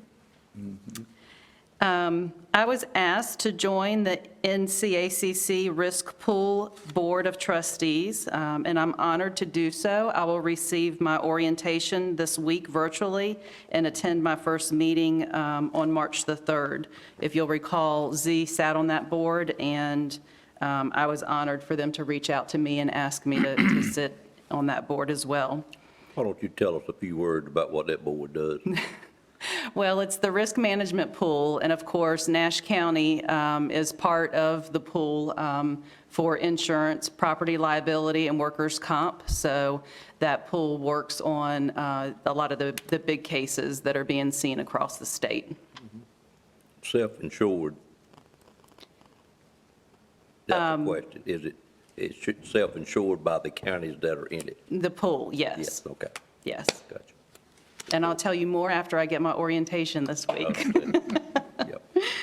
I would like to meet one-on-one with each of you, so I'll be reaching out this week to schedule those, maybe later on this week and next week, just to get some feedback from you and to share some ideas that I have moving forward. So be looking to hear from me about that. At our meeting on February the 21st, as Commissioner Outlaw stated, that's not like a normal second meeting of the month. So I did just want to verify with you this morning that you do or do not want to have committee reports at that meeting. Okay. Okay. I have, I'm developing an agenda with our finance officer, Donna Wood, and there's just some pretty big topics that I want to go ahead and put before the board and share information, make sure that you're up to speed on some of the issues that we need to deal with as we move into the budget season. So we'll take a little time to do that. That will be at 1:30 in the afternoon, like our normal time for our second meeting of the month on Monday, the 21st of February. The Soil and Water Regional meeting is being hosted by Nash County this year. It will be virtual, and that's going to be on February the 24th. I've been asked to do the welcome for our 11-county region. Again, that's virtual, but it is scheduled to start at 10 a.m., which is also when we have an economic development announcement for Savona Tech. So I may be in my car trying to do a welcome for that regional meeting, and hopefully we will be having that 10 o'clock announcement for economic development. As a reminder, we need to attend the NCACC district meeting on the 24th. So the 24th is going to be a busy day for us. We'll be together in the morning and into the evening. That's at 5 o'clock in Lewisburg. So I would imagine we need to start having some discussions about carpooling to get everyone there. I'm continuing to visit with our towns and their boards. Excuse me, is that the 24th of this month? Yes, sir. What's during the day? Pardon me? What's during the day? The announcement at Middlesex. The 10 a.m. announcement. Oh, okay, it is that day. Yes, sir. So I'm going to keep y'all straight. So I'm continuing to meet with our towns, their boards and administrations. This month, I'm visiting with Momeyer and the town of Bailey. I wanted to update you on the job study. That is progressing. We had meetings for supervisors and department heads 2 weeks ago, and staff have been working since then on filling out their job questionnaires. And those questionnaires are due by the end of this week. So that process is moving forward. Wanted to update you, United Way. Jonathan Boone is now leading our United Way committee here in Nash County. They met to start talking about some special fundraising events. We will be doing the Candygrams again this year for employees, where they can buy a Candygram for a coworker for $3, and to be delivered on Valentine's Day, Monday, February the 14th. So if you don't have that on your radar, Monday, February the 14th is Valentine's Day. We're also going to offer to employees to pay $3 to wear jeans on that day, and an additional $2 for them to wear their favorite sports jersey in recognition of Super Bowl that would have happened the day before, on Sunday the 13th. Earlier, we heard from a citizen about planning board minutes, so I would like to take an opportunity to update the board on planning board minutes. Please just let me offer that those meetings are being recorded, so if at any point in time, if there is a citizen that would like to see that video, we can share that with them. But we are working with staff and have a plan in place to get minutes up to date for the planning board. The plan moving forward is that in their upcoming February meeting, they will be able to approve last month's January minutes. And then we will go back to where things kind of dropped off and have 2 sets of the oldest minutes ready for them to approve. So moving forward, until we get caught up, each planning board meeting, they will have their previous month's minutes to approve, as well as the furthest back 2 months. So they will be approving 3 sets of minutes in their meetings moving forward until we get caught up. Thank you. I also wanted to let you know that the interviewing committee for the Assistant County Manager position has provided me with their top 2 candidates. I will meet with those individuals later this week, and so hopefully we will have an outcome of that here shortly. And then also want to let you know that on Wednesday, February the 16th, the county will be hosting an American Red Cross blood drive for county employees and anyone who's willing to sign up for that and donate blood. And that's all I have to report. Okay. Thank you. Any questions of Stacy?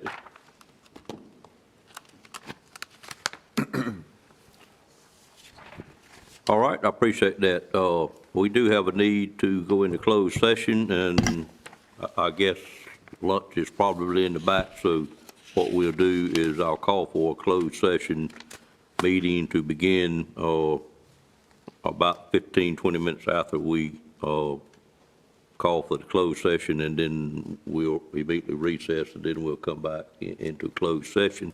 The reason for the closed session is for economic development and matters of attorney-client privilege, and we've added 1 personnel item to the list as well. So I would entertain a motion at this time to go into closed session, subject to a recess before we actually open the closed session. So moved. Moved by Commissioner Outlaw. Is there a second? Second by Commissioner Combs. Any questions on the motion? All in favor of that motion, let it be known by saying aye. Aye. Any opposed by a like sign? And there is a possibility that we would have 1 action to take after the closed session back in open session. I'll call the Nash County Board of Commissioners meeting back to order at this time. During closed session, we did discuss 1 item that needs to be voted on in open session, and at this time, I'd entertain a motion about a new position being a risk manager that would be located in the HR department, and the grade, salary grade would be grade 69, and I'd entertain a motion to approve that request for position by our county manager. So moved. Moved by Commissioner Wilkins. Is there a second to that motion? Second. Second by Commissioner Outlaw. Any questions on the motion? Could this be a risk manager, safety occupational? When you say risk manager, kind of just don't say what it is, but the risk manager, occupational safety. Or You're asking about the title Yes. of the position? Yeah, the staff have, and especially with the job description having safety items in there, the staff have discussed the title repeatedly, and we had settled on the risk manager. Yeah. Right, I guess I was just questioning whether, when you go risk managers, like what risk management? So I don't know whether y'all considered occupational safety. Okay, we can regroup and look at that. Risk manager, occupational safety. Okay. Well, I have a question. You gonna advertise for this position, Yes, sir. just in-house, External, internal and external. or both? Yes. Okay. I guess the motion would be then that we would, if I can add to the motion a little bit, by the maker, and the second is that we would move forward with adding a new position, exact title not established at this time, something along the lines of risk manager, and then whatever else that they may, just so we don't hold them up moving forward. If you would just send an email to the board what the committee that worked on it decided. Under essential function, the first item is manages the county safety program, but whatever you come up with, just let the board know what the name was, but I don't want to hold you up again to Okay, bring it back. will to us. do. All in favor of the motion, let it be known by saying aye. Aye. Any opposed by a like sign? That motion stands approved. Any other business before the board at this time? Not, I'd entertain a motion for adjournment. So moved. And I guess we are adjourning because we have the other meeting scheduled. We do. For the budget, okay. Have a motion to adjourn by Commissioner Leggett. Is there a second to that motion? Second. Second by Commissioner Combs. Any questions on the motion? All in favor of that motion, let it be known by saying aye. Aye. Any opposed by a like sign? We stand adjourned. Thank y'all.